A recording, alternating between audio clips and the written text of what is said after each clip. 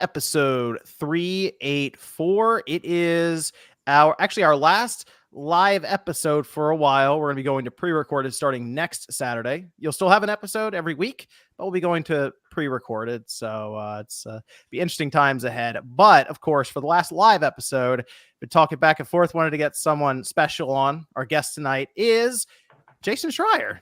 Hello. Thank you guys for having me on. I was just warning the crew, I should tell all of your viewers that I am a father of 2 small children and it is 9 p.m. And if I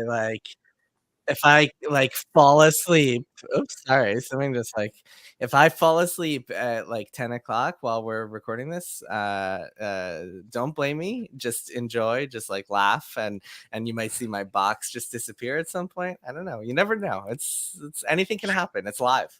Jason, Sean falls asleep all the time. All right, and he has no children. That's fair. So yeah, you're he knows okay, dude. them. We appreciate you coming on. We appreciate you coming on. I have a built-in excuse. Can I tell a funny story about Celia? Celia, this is, I mean, it's not a funny story about you, but just it's a funny little anecdote. Go for it. So, okay. So a little context here is, so a few years ago, I wrote a book called Press Reset, and in it is the story of 38 Studios, in which the central character is a guy named Curt Schilling, the former baseball player turned CEO of 38 Studios. And I had a couple of interactions with him. He's kind of, he essentially ran that company into the ground. So a lot of people are very mad at him. And every time Celia's, and the way Bloomberg email works is that when we get a new email, on the top left of the screen, like a name pops up, but it'll just be the first initial and then the last name. And it'll be like, new email from C. Schilling. And every time that happens, I'm like, oh my God, Curt Schilling is emailing me. The former Red Sox legend 38 Studios CEO is sending me emails. And then I check and it's like, oh no, this is just a cool Shovel Knight thing. Oh, there's a Shovel Knight concert coming. Cool. So every time I get an email from you, I think Curt Schilling is emailing me, which is incredibly funny. I'm happy to disappoint you every single time. No, it's much better to hey, hold up. I'd rather have you email me than Curt Schilling. 100%. I don't want Curt Schilling anywhere. And also, okay, just kidding. It's actually exciting because I'm like, oh, is this going to be the Mina the Hollower release date? Like, that's what I'm just waiting over and over again for. So one day I'll get really exciting. And one of these days. And yeah. I really wish Nate was here for the Curt Schilling talk. Yeah, I know. He hates Curt Schilling because it was all Rhode Island tied into that. Oh, yeah. It's an incredible story. Yeah. But also no relation. Just throwing that out there. Yeah. Let me ask you a question though. Do you have one bloody sock, Cecilia? Just Celia, and I don't think I do. I understand where that's, but no. Okay. How are we doing tonight? Good in my book then.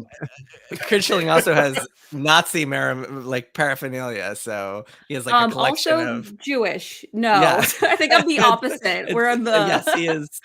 He's quite a character. Let's say that everybody has that. That's all good. He considered running for Senate at some point. He's really, really a character. He had a Breitbart show for a bit. He's quite a character. He actually got fired from ESPN for making transphobic jokes. That's Curt Schilling. So much lore. RGT likes him now. He's like, oh shit, this sounds good to me.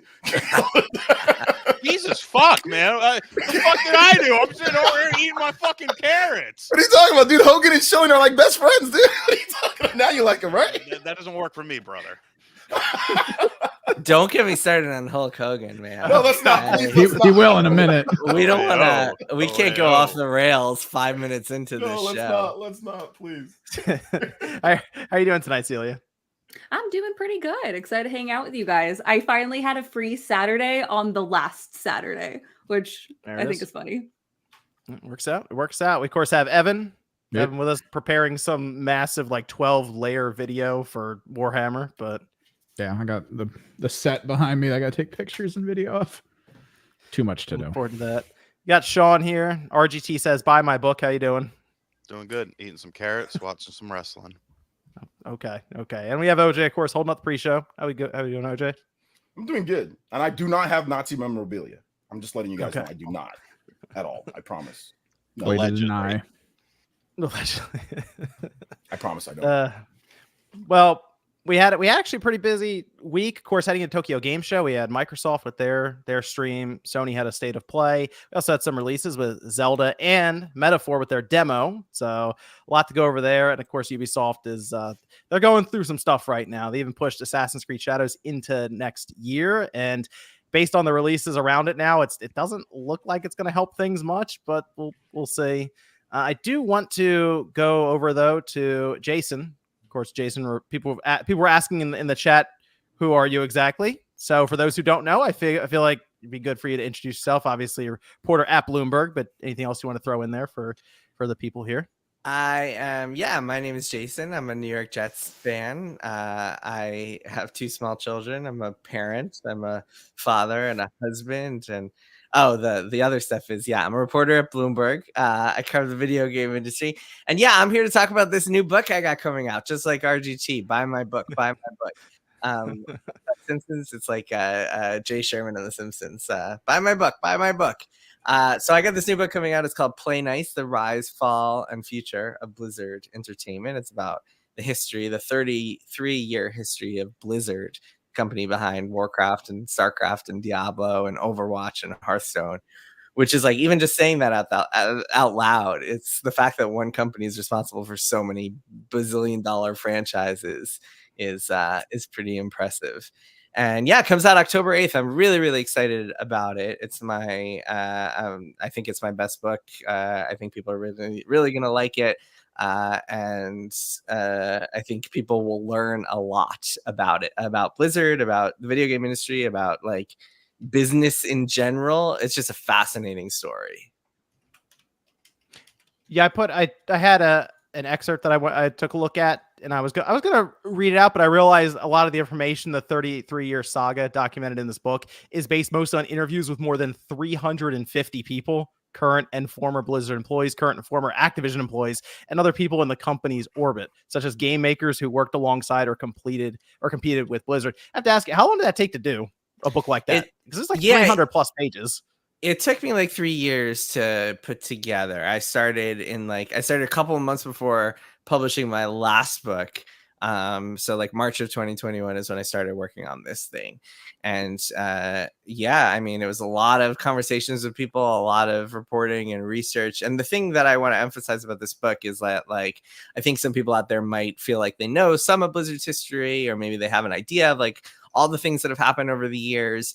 And what this book does is it actually has a ton of stuff that has never been made public before. Because I spoke to a lot of people and heard stories and got a bunch of anecdotes and information to fill in some blanks or offer perspectives or give new information on just really all 33 years of Blizzard's history. There's stuff in there from the 90s about the creation of those early hits and what the culture was like back then in Blizzard.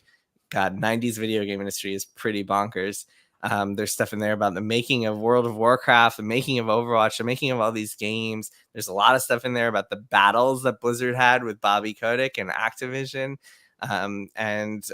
Just it's really a fascinating story. And so, I mean, it was worth it for me to do all those, to spend 3 years on this thing and like talk to that many people, because I was able to get a lot of information and stories that just have never been told before. So I'm pretty excited about it. I think people are really going to dig it. Yeah, I wasn't expecting it would go back even before like they were like the Blizzard we know now, going back into the 90s. And I saw that, I was like, geez, this is quite thorough. So there's fans of Blizzard, it's an interesting read. I will say that, to go through. It's actually up for pre-order right now, so it comes out October 8th. So it's not even out yet technically. So if people want to go through it, of course, without spoilers and stuff, it's not technically out yet. So it comes out in about a week and a half, and people can get it. There's a hardcover copy, you can get a digital copy, you can get an audio book, which I know a lot of folks are into these days. Audiobooks have gotten like incredibly popular, to the point where, this is a fun fact, they almost are like come close to selling just as many copies as physical. I found that like audiobooks are tremendously popular, which is cool. And it makes sense. Like, a lot of people, if you play Destiny or something, or some other mindless game, it's fun to listen to an audiobook while you're playing it. So I get it. The narrator of the audiobook is Ray Chase, best known as Noctis in Final Fantasy 15. And he does an awesome job too. So it comes out October 8th. I'm really excited about it. Okay, good stuff. Yeah, that link down below in the description. If you want to check it out, I recommend doing so. It is down there. And Celia, Hi. did you want to give your pitch for a minute or two? Yeah, I just saying hi. I don't know. Okay, for people who don't know me, hi, I'm Celia. I'm the marketing director at Yacht Club Games. We're the folks behind Shovel Knight, like the Shovel Knight is behind me. Yeah, we recently announced that we're doing a really cool collaboration. We're doing a real live, like in-person Shovel Knight concert. I don't know if anyone follows the Stardew Valley scene, but they're the same folks that put on that concert series. They decided to license out with Shovel Knight, and we've been working very closely with them. And Jake's, the original composer of Shovel Knight, has been working really closely with it too. It's going to be a really cool time. We only have 2 shows so far because we're dipping our toes into this. We don't know if this is something that would, expand past that. But yeah, so we only have 2 shows that's happening. One's going to be in Los Angeles. I want to say it's January 19th. The other one in New York is in February, and I can't remember the date off my head, but you can get tickets. They're available now. It's shovelknightconcert.com. We're keeping it pretty simple. And yeah, they're available. And there's VIP packages where you can meet us and hang with us and say hi, which is cool. And there's merch that we're still figuring out, so they'll be available as well. We made a bunch of really cool Shovel Knight concert key art, so I feel like that would be incorporated in there. He looks so cute with his little blue bow tie and conductor wand. It's adorable. I gotta come to the one in New York. Oh man, that's exciting. Yeah, you have to. It'll be fun. There were some questions actually, Jason. Actually, we have one from Aomine. Amine says, "Hi Jason, do you have any plans for Blood, Sweat, and Pixels 2?" When Shovel Knight 2 comes out, I'll do Blood, Sweat, and Pixels 2. Shovel Knight, I mean, for people who don't know, Blood, Sweat, and Pixels, that was my first book. It was an anthology of the development stories behind different games, and Shovel Knight was featured in there. I went to the Yacht Club offices and chatted with all the folks over there. It was much smaller back then. I think it's a little bit bigger of a company nowadays, but yeah, that was a lot of fun. Yeah. And this is from Chris Smith, who says, question for Jason. Did you ever interview Thor/Pirate Software for the book? Thor worked on WoW moderation and StarCraft 2 Wings of Liberty. I talked to Thor. We were going to set up an interview, but we never actually did, come to think of it. But I did interview his dad pretty extensively. So Thor, his dad, fun fact, his name is Jason Hall, and his dad, Joey Ray Hall, was one of the first employees at Blizzard, kind of this iconic character because he actually, if anyone's ever seen the South Park episode of World of Warcraft, he is the kind of the villain character in that episode, the griefer character, he who has no life, they call him. That is Joey Ray Hall. It's literally Trey Parker saw Joey Ray Hall because Joey Ray Hall came to their offices, and Trey Parker just put together a character based on him. So the story of how that happened and why that happened and stuff is in the book too, and Joey Ray's reactions to it, which I thought was incredible. Sean, would you like to tell people to buy your book? Yeah. So Sure. the signed pre-orders, those are pretty much gone, pal. Large shirts gone, XL's gone, double XL gone, triple XL gone, medium about halfway, 60% out. Small was a miscalculation on my part. I'm glad that the small shirts were the smallest batch that I made. I guess kids don't want to wear the shirt. We've been up for our 2 weeks on Amazon, still #1 in new wrestling releases on there, beating out Saraya, beating out Macho Man, fucking Randy Savage, all sorts of crazy shit on there. Kindle version's doing well as well. I will not be doing an audiobook because I don't know, you gotta look at the pictures and shit. So yeah, pick it up on Amazon. Let's keep this going. How does one do an audiobook of a picture book?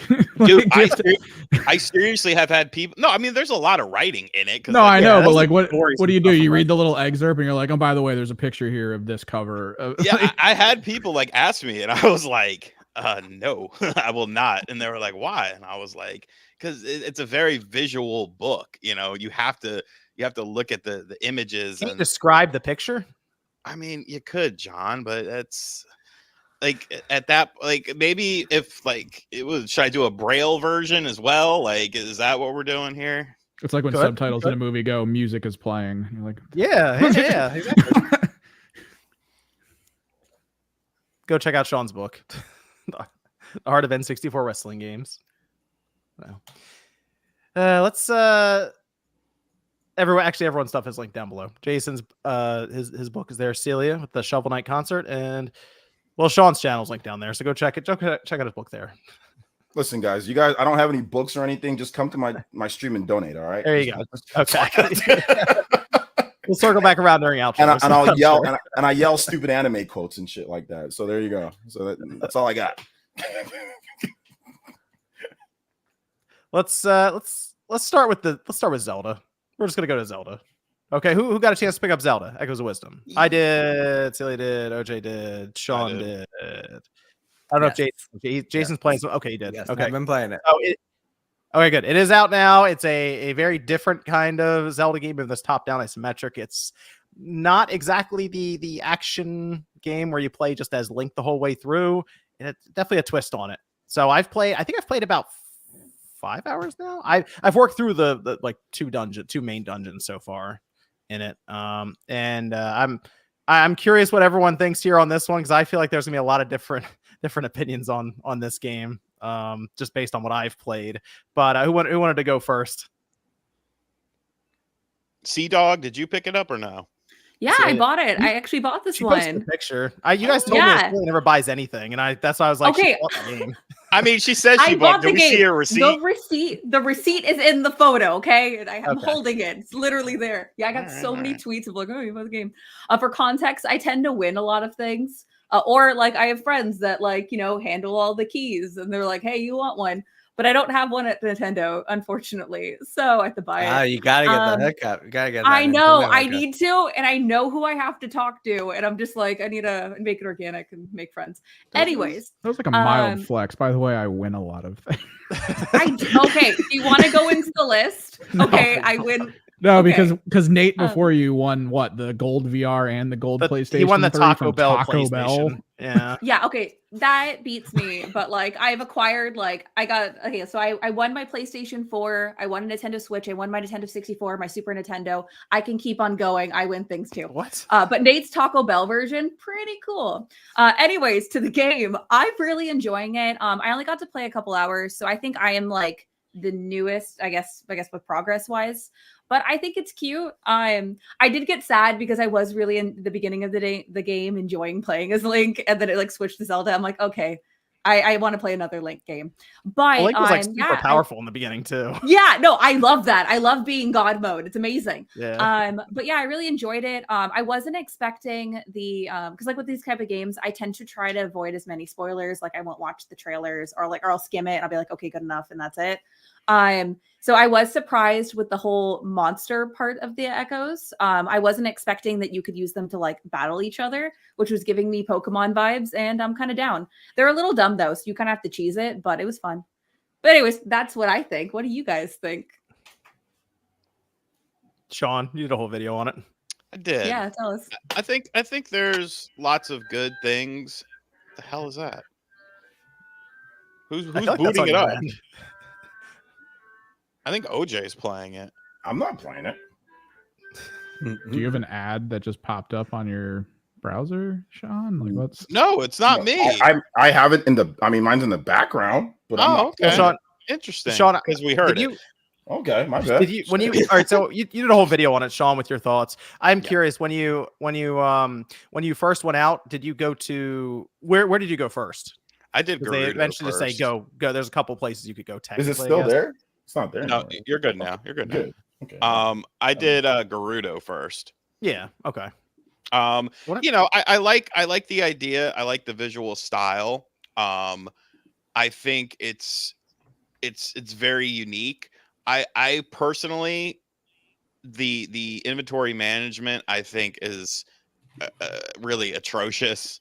And the fact that you need to go into it so often and find certain things, I feel like there could have been a way to potentially streamline that, because it kind of does take you out of the experience a little bit. And the performance is very weird. Like you get 60 and then all of a sudden it changes to 30. And, usually I don't really care if, as long as it's stable, like that's good. But the fluctuation actually does kind of, it almost plays into the game sometimes where, you're trying to do something and then there's that little fluctuation and then you almost lose control for a half a second. Like, I like the game. I think it's good, but I think it could have been a lot tighter and a lot more refined. And it just, that kind of holds it back, in my opinion. Agreed. Can you guys hear me? Everything's good, right? Yeah, I can hear you. Okay, yeah, I agree. I think that there's a lot of cool things. I agree with what Sean says. I agree with what CC says. There's a lot of cool things. Frame rate's kind of all over the place. Some places, like in the dungeons, it's fine. But then, like when there's enemies, it's not. But like the game's not hard, nor does it require any type of like real, like there's strategy and all that. But it's not like the game is like it's like Devil May Cry or like Bayonetta or something like that, where you have to be like on point with everything. So I kind of got past that. But yeah, I'd say that's what kind of holds it back from even being better was that. But I'm enjoying it. I think it's cool. We've played the game with Link where he slashes a sword a million times, so it's kind of cool to play as Princess Zelda and do like different stuff like this. So yeah, I'm enjoying it. There's a lot of cool dungeons too. Like I do like the dungeon design. I think it's fun. The rifts are cool too. So I'm enjoying doing all the different like animals and stuff that you can do, or like monsters that you can like move or like repeat what they do, like with the different abilities is fun too. So yeah, I've really been enjoying it. Between like this and Metaphor, it's been fun. So yeah, I enjoy the game. But yeah, I agree with like the frame rate stuff and the inventory management is so easy to solve. Like I don't think if they just added some extra rows, that you can go to, or some like more quick swaps or something, I think that would be good. But I guess maybe it's a little bit tough just because there's so many items that you can do, that you can like copy or whatever. I think they just ran, like if you look at the controller, there's only so many buttons. So I think they're trying to figure out how you would navigate that. My issue is when I'm going through, I was getting the echoes in the beginning where you get the furniture, and I thought that was going to be its own row, and then the enemies would be another row. It's just like all mixed together in one like horizontal left to right to left menu.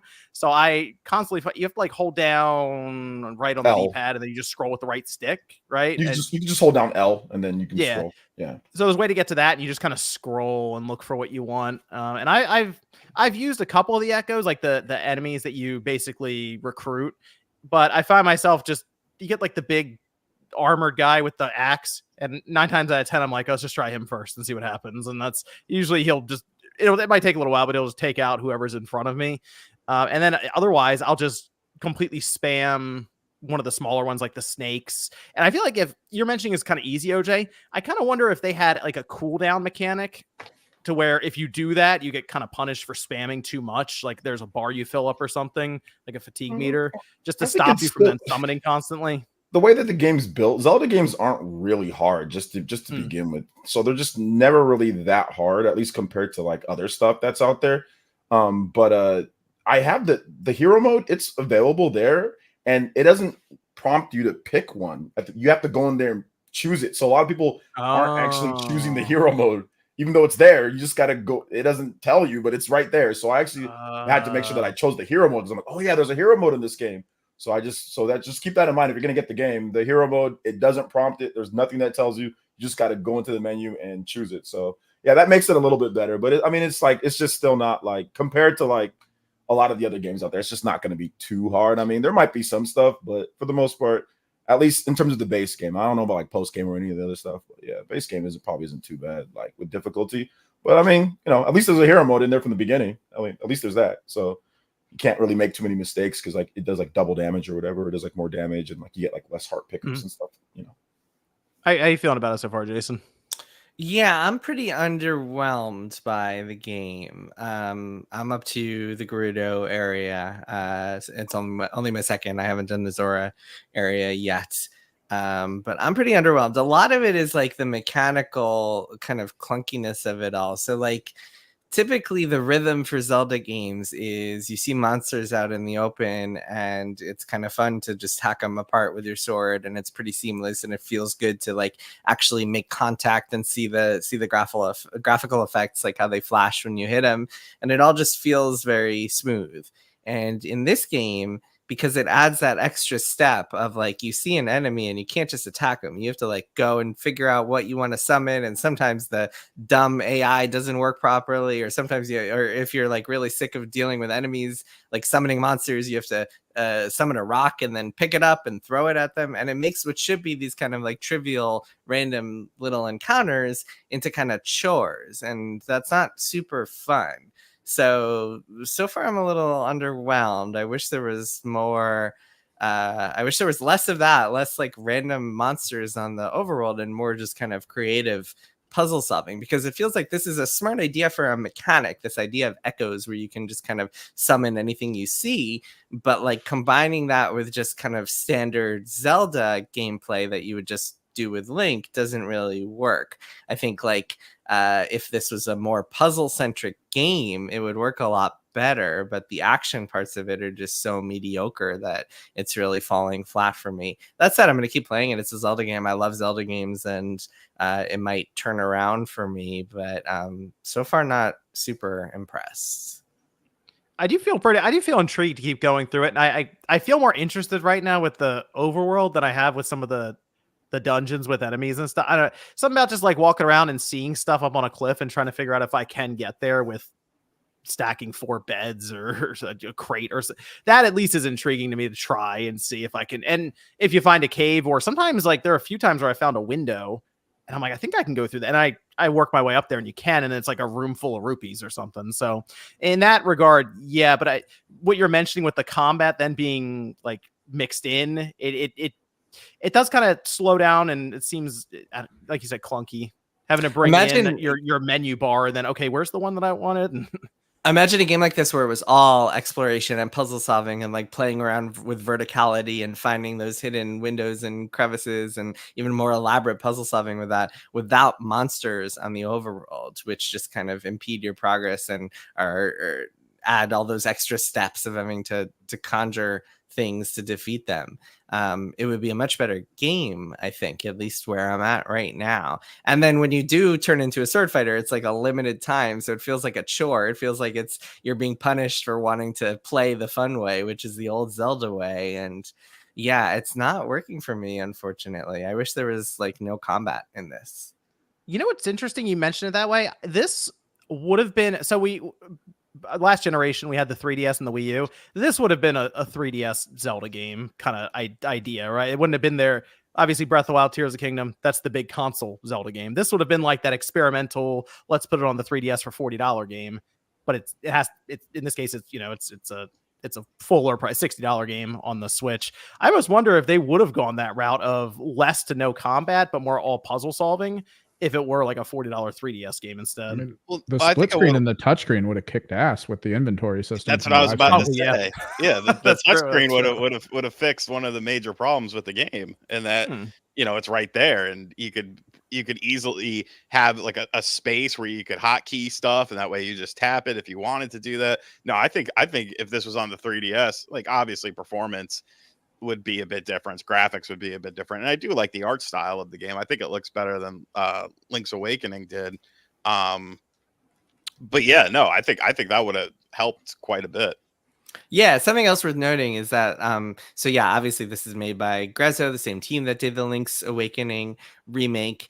And something I noticed in the Link's Awakening remake, I don't know about you guys, but it felt like Link moved like a hair too slow, and everything just felt like it was moving a little bit. It took a little bit longer than I would have liked to cross each screen. And I think this game has the same problem, where like it feels like Zelda is moving slightly slower than she should be, and that also adds to a sense of like lack of polish, or at least kind of tedium.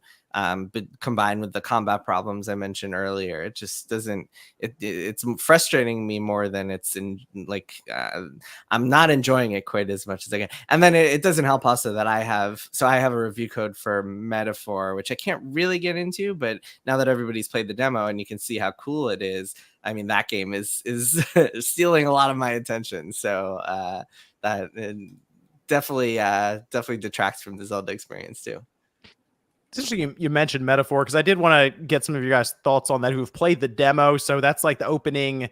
What is that? The opening prologue. Yeah. 7 or 8. People are saying it's a long demo. I haven't. I downloaded. I haven't fired it up yet. I don't know if you guys have played Persona 5, but the prologue to that game was like 10 hours long. So Oh, okay. Yeah, it's a pretty. By the way, can I Pretty big say, deal. so I have like a bone to pick with like the internet, because a few weeks ago I tweeted something like, hey, like nobody's talking about this, but there's like a fantasy Persona game coming out in just a few weeks.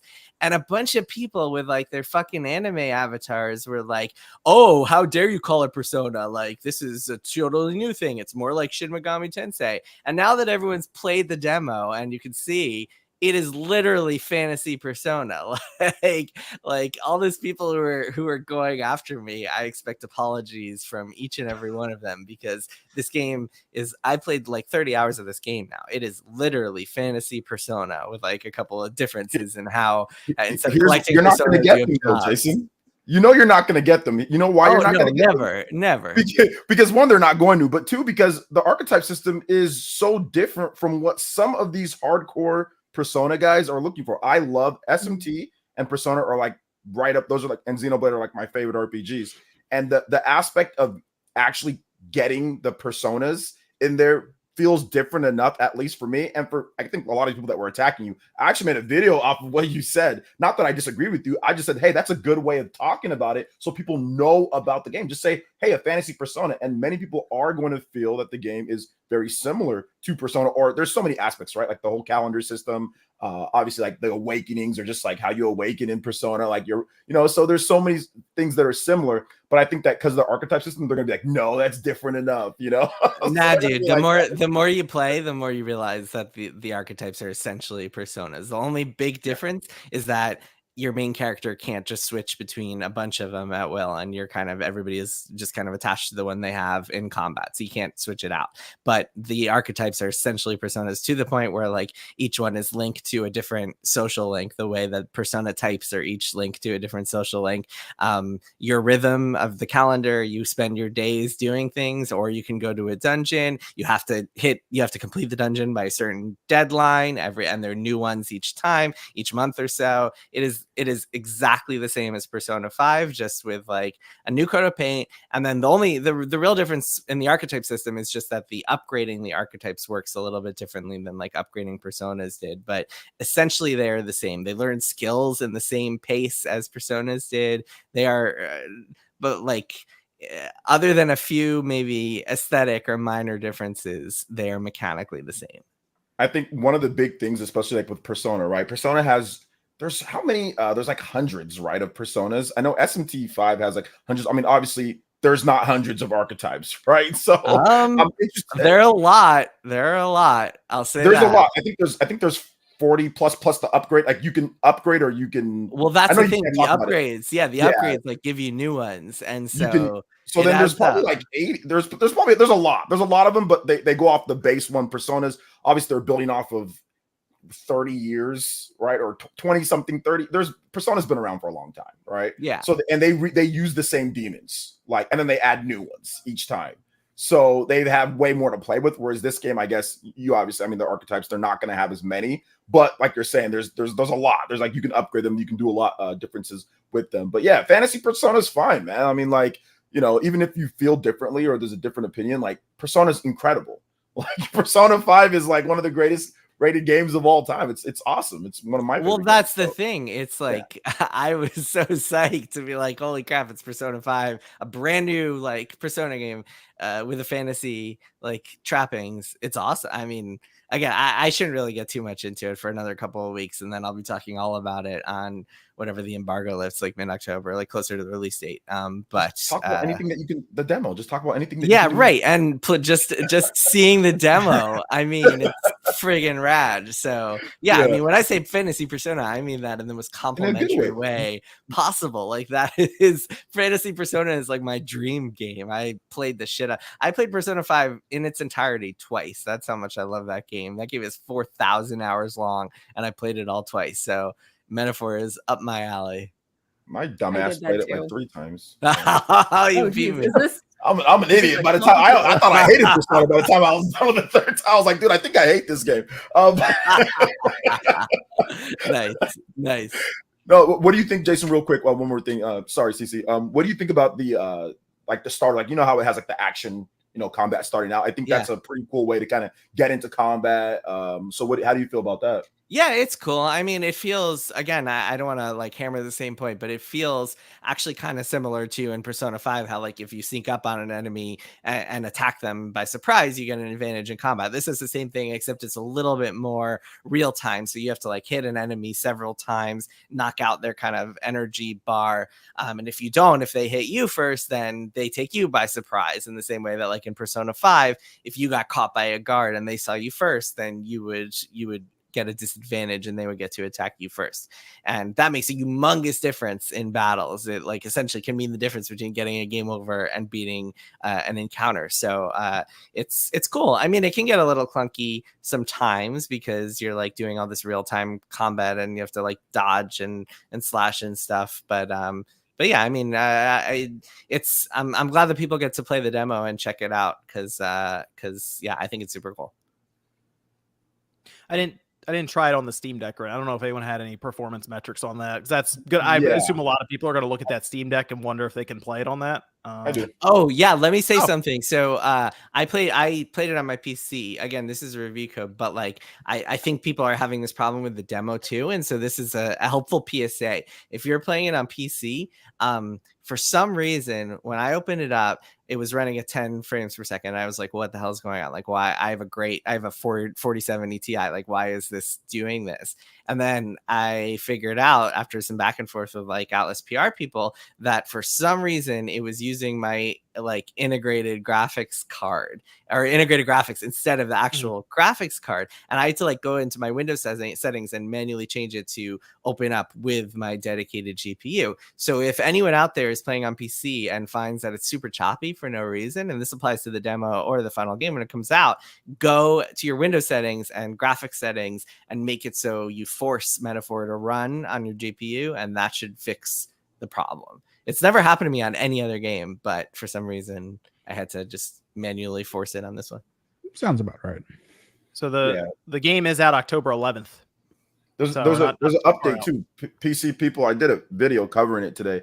There was some issues that people were having, and there's a new update for it. So you guys can download the update right now. So I think that fixes. I got some reports from people on Twitter and stuff saying that that fixes a lot of the issues that they were having, and I think it actually improves the Steam Deck performance. I didn't get a ton of time to test it beforehand, but I'll be doing, I'm doing tests on it when it comes to Steam Deck. So here's the issue. That game comes out October 11th, and Dragon Ball Sparking Zero comes out same day. So yeah, I'll be on Dragon Ball. I'll get the Metaphor someday. Especially if it what I assume it's going to be are very high reviews for it and probably be discussed at the end of the year. So Dragon Ball's right there though. So, but it sounds good. I mean, it sounds good. I will check the demo out. So. Hey Jason, is it going to get high reviews? What do you think? Oh gosh.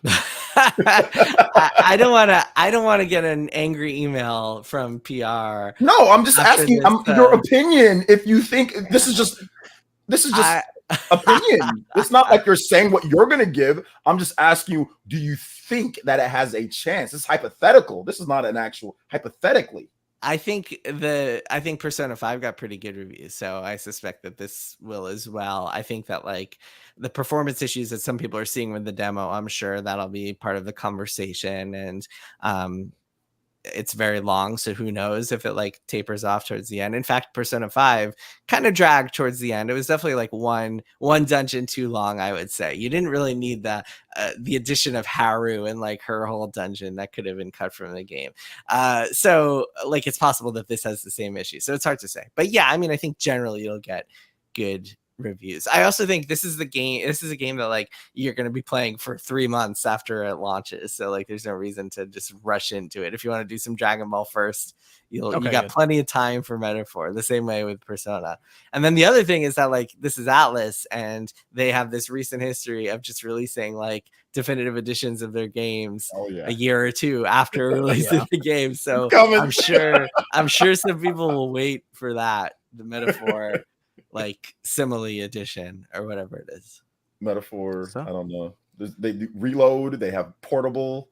They have what else? They've got golden. They've got royal. Well, got- Shin Megami Tensei 5 and then Shin Megami Tensei 5 Definitive Edition. And Vengeance. yeah, it's a whole thing. Vengeance. Right. Yeah. The thing that was a real pain in the ass with Royal was that to get all the new stuff, you had to replay the entire game again. That's why I played through it a second time, was to get all the new stuff. And that's why I called it Royal times 2. Royal and then Royal again, because you can't. Atlas, somebody talk to your PR contacts. Atlas, I need cross save. I need this is getting out of hand. For real. You couldn't. I mean, you play that game and you understand why you can't have cross save, because you kind of have to like activate those social links early, and also all the Kasumi stuff is like added from the beginning. Yeah, I get it. Be able to have like a Switch version and then like have my PS5. At least give me that, you know. Yeah, for sure. Or like PC and whatever, something else. Like, but anyway, whatever. Will we revisit it again in a couple of weeks when it drops? Oh, wait. Can I jump in real quick? Oh, yeah. Go for it. Okay. Sorry. They were like, you guys covered all the technical stuff. On console, it's running great. I'm playing it on Xbox for the demo. Oh. And I've experienced 0 bugs or any like kind of like abnormities with it. So I'm having a great time. I don't want to give spoilers. I'm pretty like, I didn't realize that it was going to be the whole like prologue. I thought you were just going to fight the first battle and then be like, wow, see ya for 100+ hour game later. And then I like was at the campfire thing, after that. And I was like, it doesn't seem like this game is stopping. And then like I Googled it and it's like, it could take 4 to 6 hours. And I'm like, what the fuck? Thank you, Atlas. I had so many other games I was planning on beating before picking up Metaphor. I'm basically doing a countdown where I'm taking off work. Sorry, Yacht Club. And I'm going to be playing. I'm having like my friends come over. We're making a whole sleepover to like play Metaphor together. Really? But yeah. That's cool. Yeah. I'm so excited. That's why I'm playing the demo on my Xbox, because I'm going to like buy the game on my PlayStation 5 and they're not playing the demo. So I'm going to let them play and then like they can get to like a certain point and then I'll play too. It'll be fun. We're gonna come to the sleepover. Yeah, sure. If you bring snacks, it'll be really fun. But anyways, so yeah, I love that game. And same group of friends. I did that with Royal because I didn't want to play it again. And so like they got to the end part where like it's like the DLC, kind of starts technically in the story, and we played through that. So I just think that's funny. I'm so excited. I love this game. My bad. I didn't know that you were playing it. Like, that's cool. That's super cool. I love the Persona series. Okay, I've played it. Well, technically 3. Well, because I didn't play through the game, but I played like the Royale parts of it. But yeah, Persona series, I always do 100% social link runs. So you max out everything, and it's that. Say that. I remember you and Joseph were talking about dating in games, and like how much you guys like the dating. Do it all. Yeah. And this one, like, cool. I don't know. I'm so excited about it. It's all I played it on PS5 and I didn't have any issues on PS5 either. I didn't have any issues on PC either. I have a 3080 with the Ryzen 7 5800, and I had 0 issues on PC, so I was lucky. I didn't have to do all that stuff. But yeah, I didn't have any issues at all on PS5 or PC. And then also poor Haru. Haru's great. Okay, that's the end of my. How dare you? You blasted Haru like that. I didn't want to say nothing, but my point is just you didn't need so many. Like, you didn't need 6 full dungeons, and then that whole final, like going through all the mementos, and then the final dungeon. Like, it was just too much. Like, you could have cut one of the dungeons, and Haru's dungeon is the least necessary, I would say. Okay, to be fair, I hated on Haru until we found out in her story that she was rich, and then I romanced her. I was like, wait, hold on here. That's Gold Digger over here. Persona 5 Gold Digger Edition is actually the next one. But it's Atlas gold digging from their customers. Yeah, no, it's because I always pick when I play the game, like I always pick a character that I'm just like mad at or like I hate for no reason. Like in 3, it was Bebe. I just like walk by him and be like, fuck you, Bebe, and then continue doing my quest. But yeah, no, Haru's rich. Be nice to her. I mean, anyways, that's what she said. Like, I would be fine if they cut Ryuji, because Ryuji is really the worst party member. So Haru's fine. He can stay. If this was like Survivor, I would vote out Ryuji. I feel like we all would. Okay. Yeah. That was my 2 cents. I got really excited. They do like a death fake out where you think he's dead, and I got really excited. I was like, yeah, they killed him. And then it turns out he's live. We'll revisit this, I'm sure, in a couple weeks when Metaphor drops. So it'll be It'll be fun. That's Metaphor though. Demo's out on everything it's releasing on, so you can check it out. And if you want to see how it plays on your Steam Deck, I guess you can download it there and run it on that. So we move over to the Sony State of Play. So they did have this. It actually went a little longer than I was expecting. It ended up being like 35, almost 40 minutes. And they did announce quite a bit. Ryan and I went over all this in like a quick episode for Click R3, but I did highlight a couple of the big titles here that we kind of spoke on a little bit more there than the others. But if anyone wanted to bring anything else up in the list here as I go through it, feel free to. Astrobot, 5 new speedrun online levels, which if you played Playroom and you have those speedrunning parts, those are a lot of fun. Just go through and try to knock the time down. So it was cool to see that. 10 new bots. We know of 2 of them, one being Helldivers, 2 related, one being Stellar Blade. It's coming out fall for free. Just a free update. So they said there's more coming as well. It seems like Team Asobi is on this one. So Astrobot's awesome. Great game. Happy to see more content for it. I did want to ask Evan about this one. Okay. So Ryan and I were kind of going back and forth trying to figure this out. You are familiar with Arcade? Yeah. Okay. I played a lot of it back in the day. Good, because this is Arcade Chronicles. Yeah. This is related to Arcade. This is like a thing for it. Seems like to be the game. next step. Yeah. Okay. I just don't know much about it. I was looking into some people talking about it and they don't know much about it. I mean, they showed the combat, which looks great, but yes, elements of the first game I really loved, but of course, sort of, I think Korean MMO, I think that's where it was from. It's massive cash grab. Is that the one? Huge, is that the game we super played back in grind. the day, the MMORPG where we were in boats in space flying around? No, that was a LODs. Okay, This, I was trying to but remember this what that does was. involve boats, multiple places, like 2 big nations. It had a lot of in-depth stuff, like a criminal system where you could eventually turn into a pirate, which was a 3rd faction that you could join, and they just expanded it over time. There were ships leveling things, but that's kind of where it got into like this is too grindy situation, because you could level gear up differently. Like you'd go level 1 through, I want to say like 10 or 15, but after you get past a certain point, the gear has a chance of breaking, and it takes a lot to make it go up from there. So like you'll just keep shattering cannons for your ship until you get one that's really good. And then when you have that one max level cannon, if no one else has it, your ship is basically killing everyone in the ocean. Like you can't do anything. So You're keeping a an eye on little this one. obnoxious. It could be cool. It could be. Okay. I prefer class systems like this. They started doing it because I know we were talking about Blizzard earlier. Schreier, did you talk to anyone for the Blizzard and Blizzard North thing, where Blizzard North got kind of liquidated, turned into the team that made Titan Quest and all that?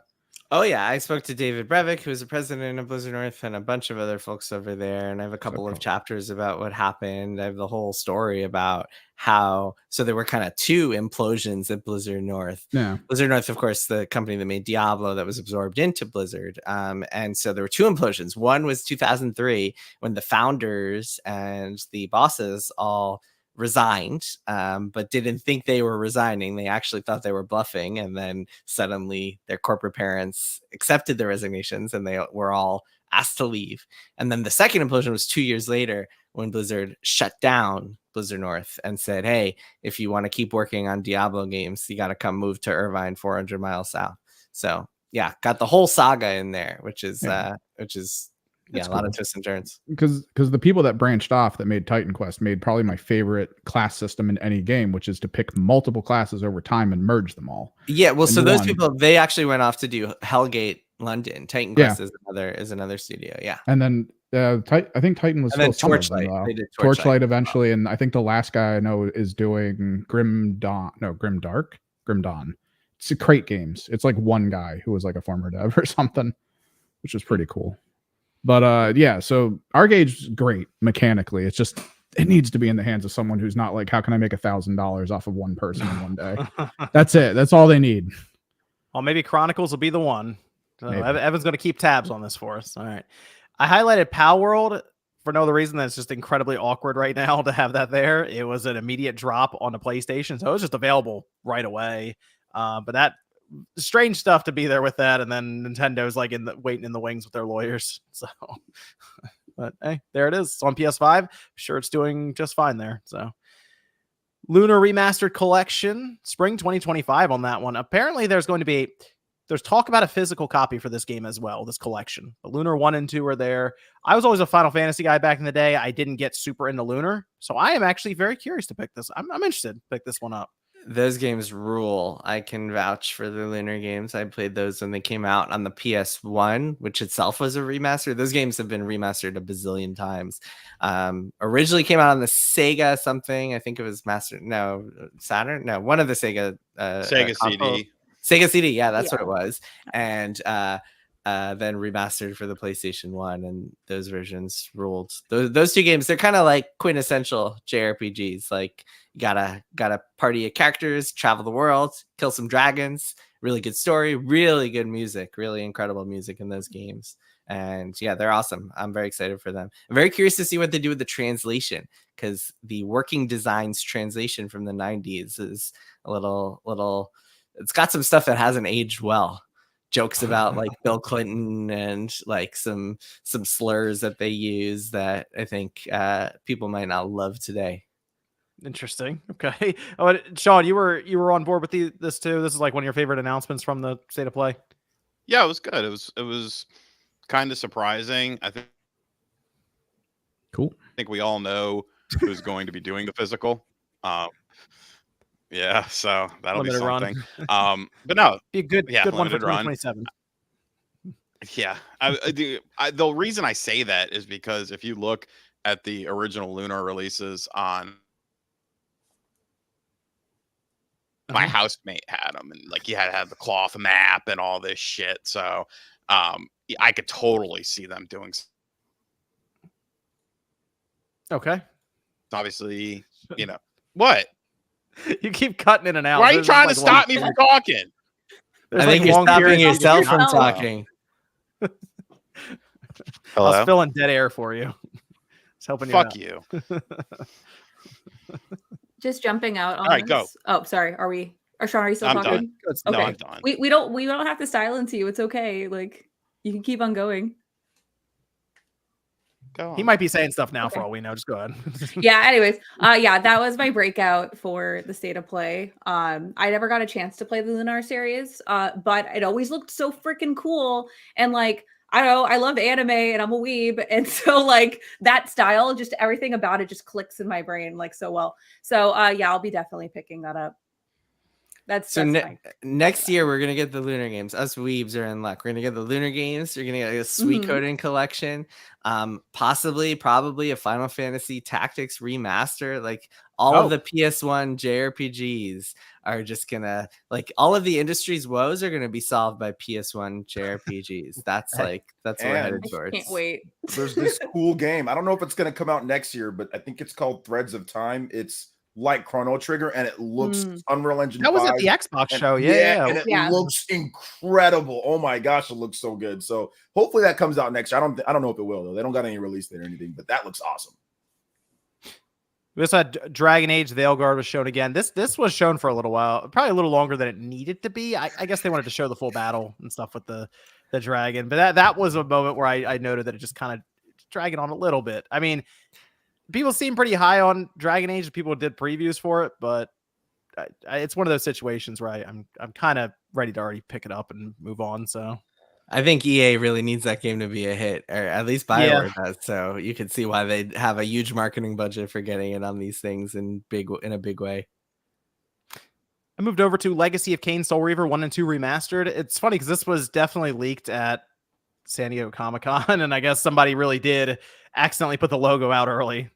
Marketing mix up something, but it is a thing, and it's coming out December 10th, so we'll have that in 2.5 months. Yeah, 2.5 months.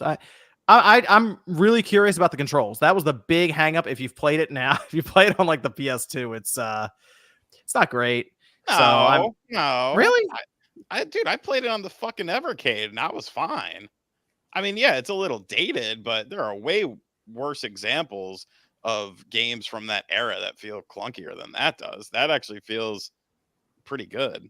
I mean, I have it on the PS2. I'll fire it up. I will fire it up a few days, the next week or so. Just check it. Yeah, I think it holds up pretty decently. I'm excited for this. I think it'll be a lot of fun when it comes out. And it seems like, honestly, visually speaking, it does look like they really did just like upscale change some textures and stuff. So it's not some radically different thing, but that's fine. That's kind of what I expect when I see Aspire pop up. That's kind of what I expect. So let's see. I then moved down to Horizon Zero Dawn Remastered. It's real. It's a thing. PS5, PC, 10 hours of recorded mocap, upgraded visuals, kind of putting in line with Forbidden West, October 31st. So it is out 1 month from now. And the upgrade path is $10, or you can buy the whole thing for $50, which means Sony did the math and then realized they had to double the price of Horizon Zero Dawn immediately on their shop. So that's $40 now. You can't get around it. You can get a physical copy, and that'll then get you there for $30 total, all in. So I feel like a lot of people have already discussed the idea of this remaster at length. I guess it was just seeing it actually come to fruition is what kicked it off again. But I feel like most people are like, okay, fine, whatever at this point, and just sort of moved on from it. Strange stuff. It's interesting. Guerrilla is in an interesting place because they're working on this Horizon Online game that I'm not sure how many people want that. And so they've got this remaster coming, and then the Lego game coming. And I part of me feels like I wonder how, like, what happens if neither of those hit, and it turns out there isn't a ton of interest in Horizon anymore. Are they still going to be doing the online game? I don't know. There are a lot of questions around their strategy and around that online game that I certainly have. I do wonder if they're overestimating Horizon, the Horizon franchise right now in its pull, because Zero Dawn, we've seen the leaked document, like, it sold well, but they were also at one point selling it for $10. They were giving it away at one point. It was very easy to get the game, basically. Forbidden West didn't seem like it had the sales velocity that Zero Dawn did, and now I'm also wondering about there's going to be one more game to finish their trilogy for their mainline thing. The online aspect you're mentioning, I think you're right. I don't really know how many people are like really calling for that right now. I feel like that would have been better off as a mode. Like, we're going to talk about Ghost here soon, but like Ghost of Tsushima Legends, how they had that as like a separate mode for it. And it was a fun little multiplayer thing. I feel like that might've worked better for it, but we haven't seen it yet. I'm just curious how many people are really jumping up and down for it.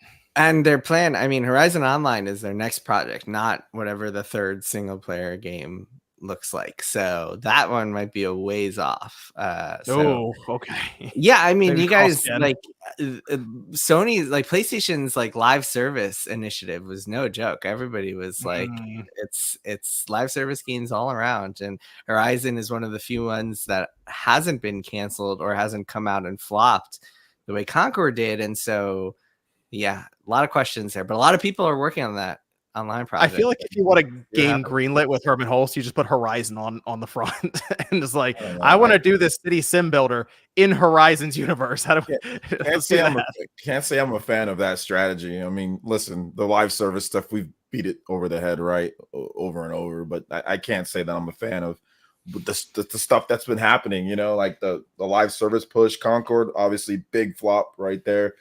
Hit with Helldivers, man, but the Naughty Dog, they canceled theirs. I mean, like, how can you not sit back and look at this and say this was the wrong move?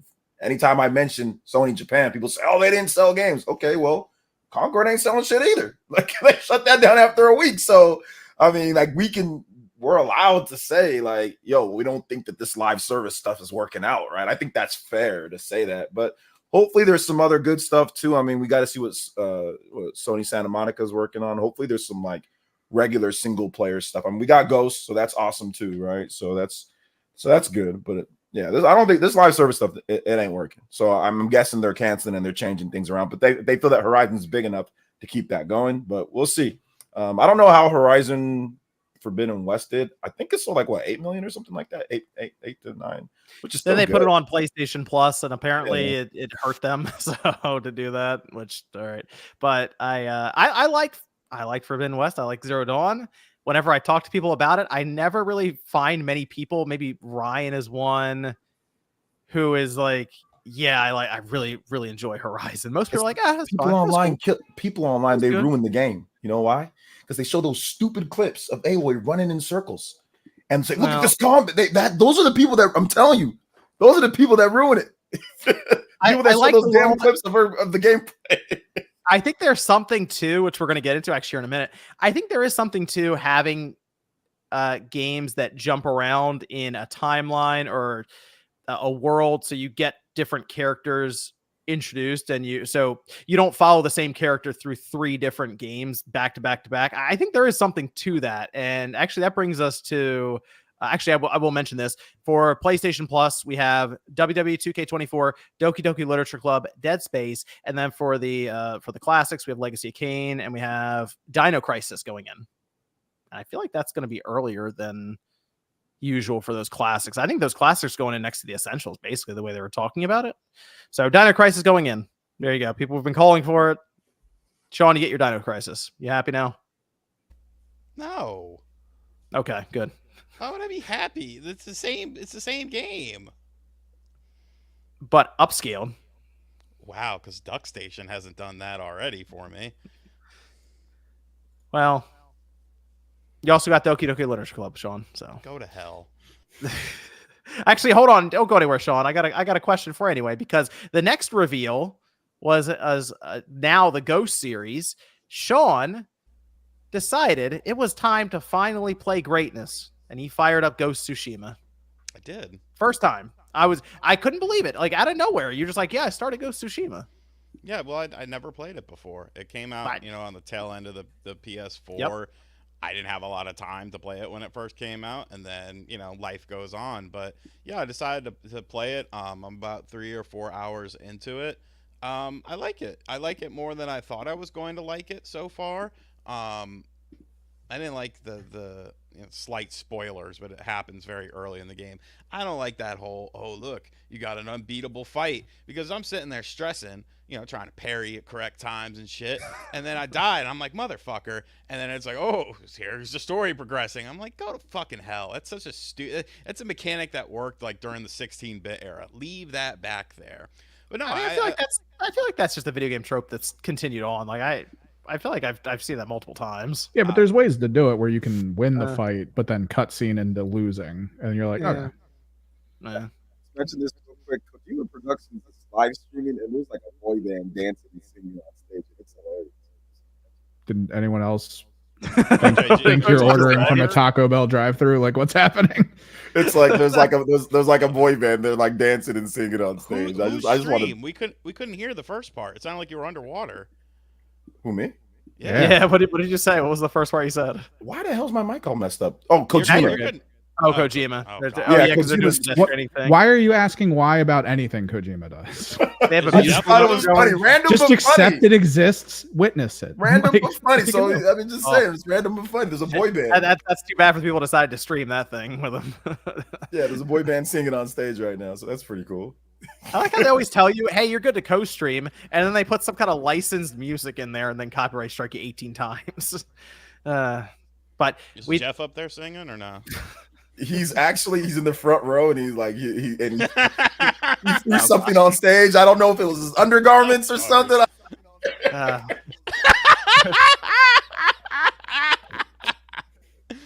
I'm joking. He didn't do that. Sean, but here's the interesting thing with you, Sean. You played Ghost Tsushima. You didn't download it, though. You're playing through PlayStation streaming. I am. I honestly feel PlayStation streaming is better executed than Xbox is. I've never had any sort of issue with like frame drops or noticeable visual downgrading with PlayStation streaming, and I've even streamed that like in my basement. Whereas with Xbox, I seem to have I was streaming some NBA 2K24, and every few minutes or so there'd be a little hiccup here and there, but Ghost it's been playing. Speaking of little hiccups here and there, we're experiencing the hiccups. Motherfucker! Hold on. Proceed. Okay. Anyway, Sean is playing Ghost Tsushima. We'll check in with him as he goes along throughout the coming weeks. I think he's going to try to get through most of it, maybe all of it, before Sony's big announcement they closed out with. We've been calling for something first party from Sony outside of Insomniac and Team Asobi at this point. First party, we're looking towards someone like Sucker Punch, and they showed up with Ghost of Yotei.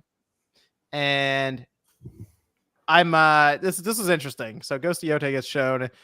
People were real excited, and then there was all of a sudden all kinds of chatter about the character, the change in the time period. They're jumping ahead 300 years, which, by the way, should have been obvious when they showed the 1600 year at the beginning, but everyone just kind of looked at it and was like, "Oh, okay." So You expect people to pay attention to details. I have Wait, questions. Is this I'll say that. controversial? I didn't realize this was controversial that they're doing something different with a sequel. Don't people want sequels to not feel like? Wasn't the whole problem with like Horizon 2 and God of War 2 that it was just more of the same? People Or fear excited change, about- Schreier. People fear change. So the thing that I was confused about myself when I saw this. So I'm watching the trailer, right? And I'm watching. I liked everything I saw pretty much. I thought it looked awesome. People were saying, look, it still looks kind of like, visually speaking, the same as Tsushima. In my mind, I'm thinking we're so close to that, seemingly anyway, that roof for visuals that like everything just looks good now.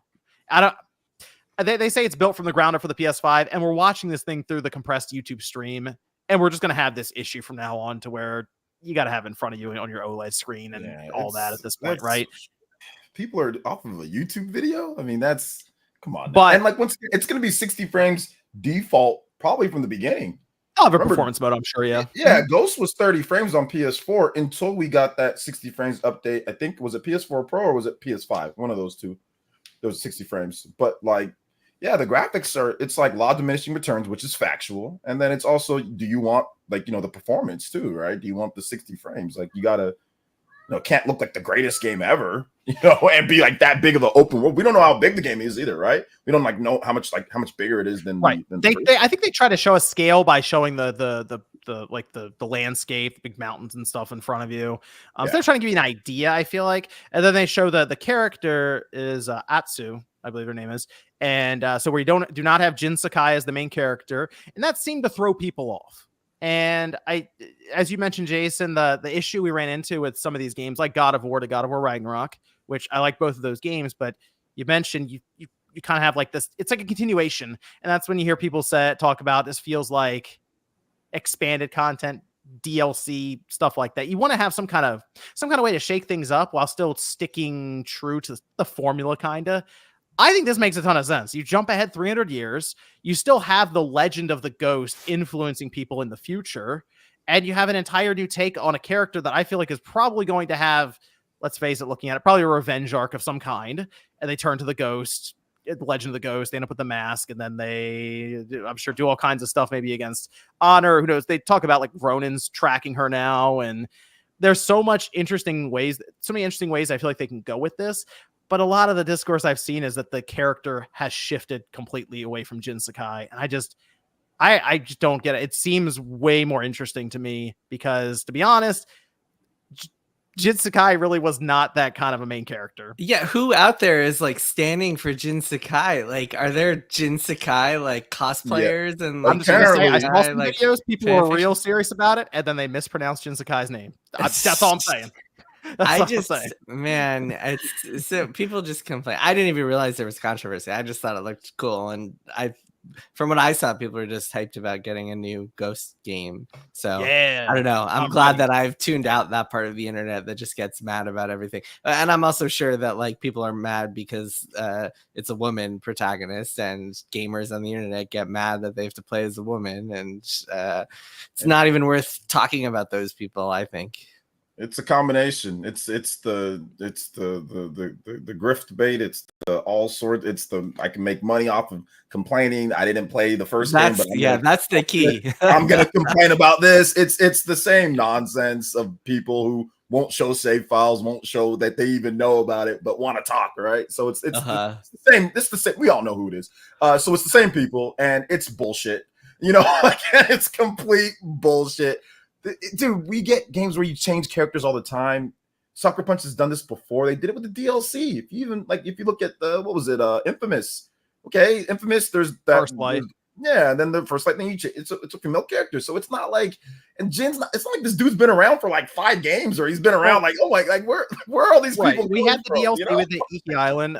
Orange Mushroom here asks what's wrong with Jin Sakai. He looks good. No, not wrong with Jin Sakai. I just feel like looking at it, his story arc that they had and the climax and stuff, it was I mean, that was pretty much the story to be told. wrapped I feel up. like it was done. Yeah, I think that's It it. was Yeah, done. and Go it's back not- to him later. My But- point was that the trashed in Sakai, he was fine. He's a good character, but like it's not like he's become some iconic PlayStation brand like Kratos or Yeah, something. right. He's just Yeah, he's just exactly. like a dude. Like who cares if the next Ghost game is another assassin, another type of like ninja? I mean, that's like And samurai, whatever. they can it always is. go back. There can be another game. They could always circle back to him. Like we've seen that in other. I saw John made a post about that. How it's pretty cool, like changing eras. And I was like, yeah, you look at like Xeno. Xeno changes. I mean, one of them's like at the same time, but then also there's one that's like way before, and they connect it all together, and it's awesome when it's done well. Even though you're not playing the same character, it's it's really it's really good when it's dude. You're about to make OJ go completely What's off the the rails. What happened? What a jump scare.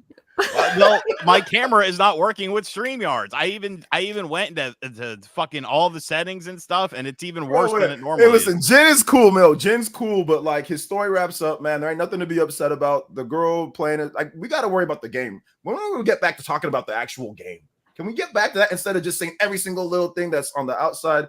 The gameplay is probably going to be fire. It's probably going to be way better, than the first game. They're probably going to implement a bunch of cool stuff. So I wish the conversation would be more about, like, what are they going to do with the gameplay? Then, oh my gosh, I'm playing as a girl. Who cares? It's not like, You know what I would like to You see know? improved on this game is the like climbing mechanics. I hope that's something they Yeah. thought about, because that was an issue in that game. And it's been pointed out to me by MVG Yes. points it out to me all the time because he likes Assassin's Creed and he played Ghost of Tsushima. He's like, you can't, if his biggest enemy is a boulder that's like 5 feet tall, like you can't do anything about it. He's like, well, that's that. Yeah. So Are they if you going can to add, climb and you figure something out? That would be cool. more physics to the world, do like that. being able to actually like, chop down stuff or more different things. That's the stuff that I'd love to see talk about, like, with the game, not this person and looking up her social media and all this other nonsense, Yeah, man. Grifter's gonna grift. Not wrong. I'm excited for the game. It's coming out 2025, by the way. So they announced it and it's out, I assume, in a year or less now. Like I kind of think this is going to be a game that's maybe out before the holidays next year. So it wouldn't be shocked if it was even an August release or sooner. And that would be It depends when Grand Theft Auto 6 comes out. Yes. Because they and everybody else will be staying far, far away from that game. And then it could also slip to 2026, in which case nobody will worry. But I think they will wait as long as possible to announce a release date until Rockstar goes first. I think you'll see that with a lot of publishers next year. So I looked just to double check. Ghost of Tsushima, the first one, came out actually over the summer. That was July. They're not opposed to dropping it there. If you remember, that only slipped because The Last of Us 2 slipped, because that all happened. COVID started. Last of Us 2 was indefinitely delayed. It was supposed to come out in May, and then it got pushed back a few weeks because of COVID, because of the supply chain. They literally could not get discs manufactured, and then Ghost got pushed as a result of that too. Was it July? I thought it was I thought it was September, but I could be misremembering. But I know for sure that both games were pushed because of Tsushima COVID. release date. I have it as release PlayStation 4, July 17th, 2020. Oh, okay. Yeah, so it was like PlayStation 5 was August 20th, 2021. No, I'm thinking the PS4 release. Yeah, so both games were just kind of pushed because of COVID, but those are wild times. Yeah, they're delayed. Yeah. Oh, there you go. So it could actually come out maybe even it could be out first half of next year, maybe. We'll see. Yeah, something worth noting though with Sucker Punch is that, like, unlike a lot of these other big AAA teams, Sucker Punch is relatively small.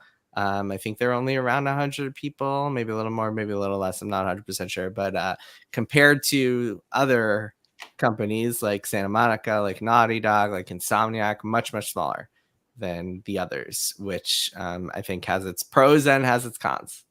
They also seem a bit more focused. Like they're like focused in on this release specifically, opposed to like, we're going to try to do 2 or 3 games, incubate one, work on a multiplayer, it seems like there's It's Ghost. We're working on Ghost. So Yeah, despite all the like Sly Cooper rumor nonsense that's floating around. Yeah, they're a one run project studio. And I think people assume like, oh, it's only 100 people, they can't make a big game. But actually you can wind up like being more productive and efficient with a team of 100 than you can with a team of 200 sometimes, because you don't have to have endless meetings and producers managing things and trying to communicate, and things can actually kind of counterintuitively move faster with a smaller team, and you can make more with a smaller team sometimes than you can with a bigger team. It really depends on a lot of factors. Well, that's the state of play. Overall is about what I expected for a state of play, to be honest, at this point. Still waiting for that showcase. It's out there somewhere. That was at the end of 2023. Hey, Hey, they're saving the announcements. Who's in your thumbnail, RGT? Who is that? Oh, it's a picture I found on the internet. Oh, okay. I just want to know who that is. I couldn't quite tell who that is. Who is that? I mean, it had a hat and a beard. I thought it was you for a minute. Get the fuck out of here.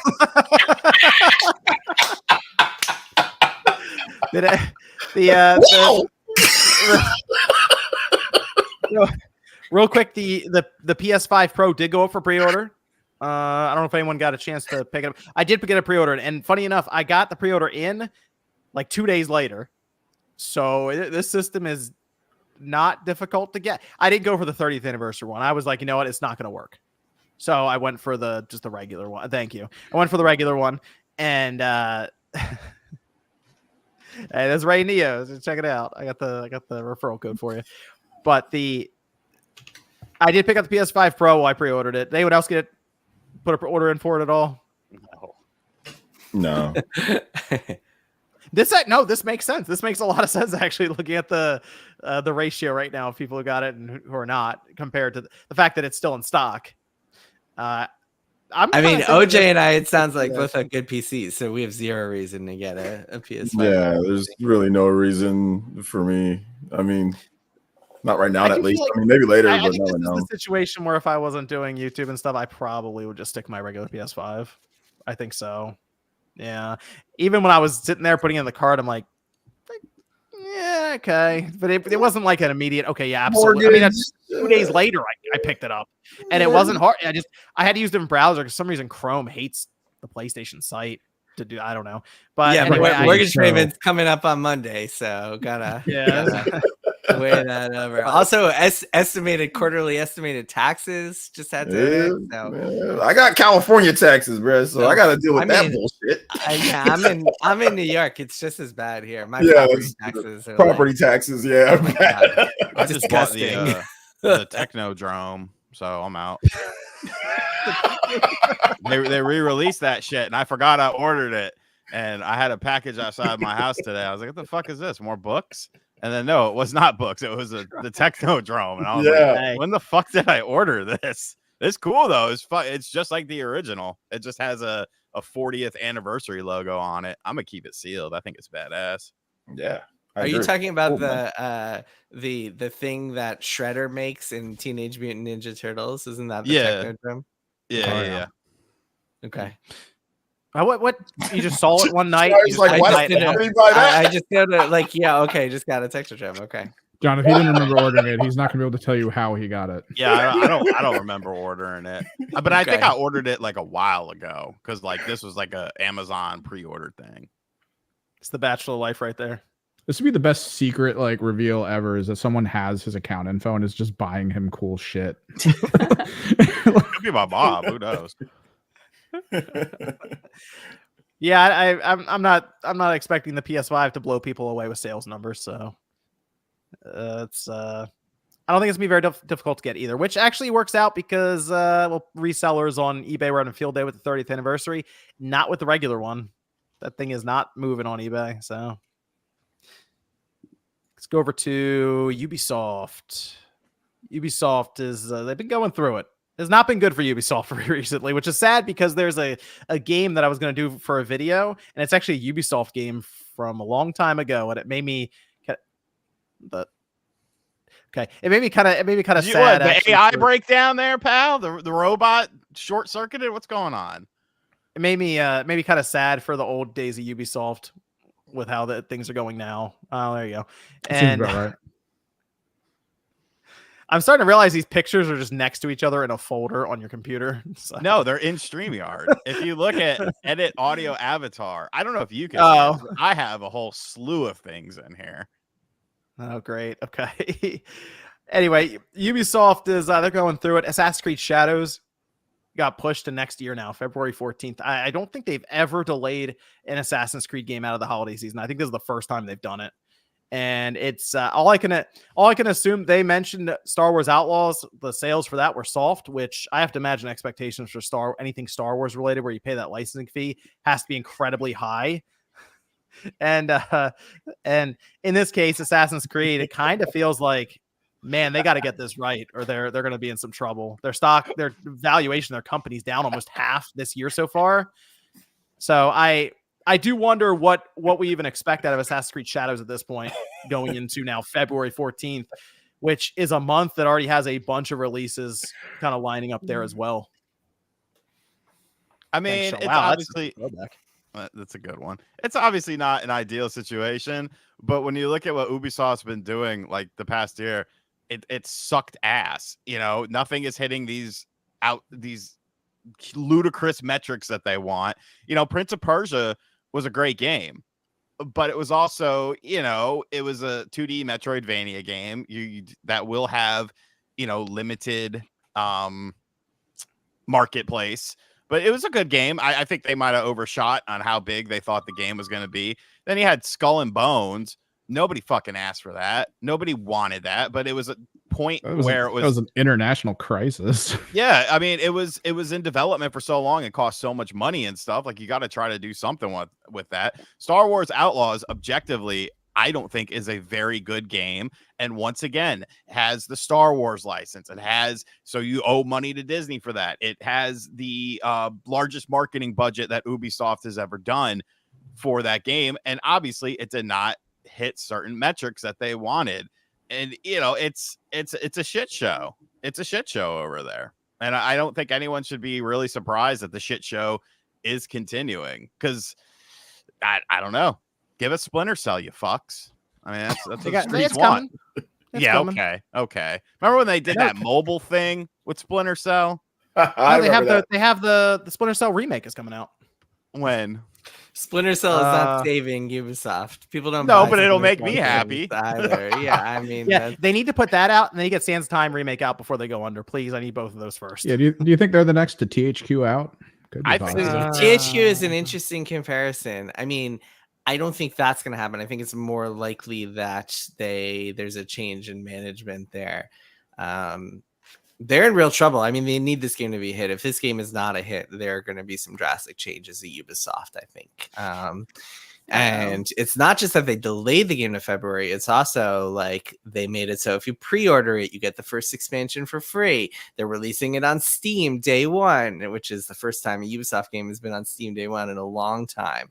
They are just trying everything they possibly can to make this game a hit, and they desperately need it to be.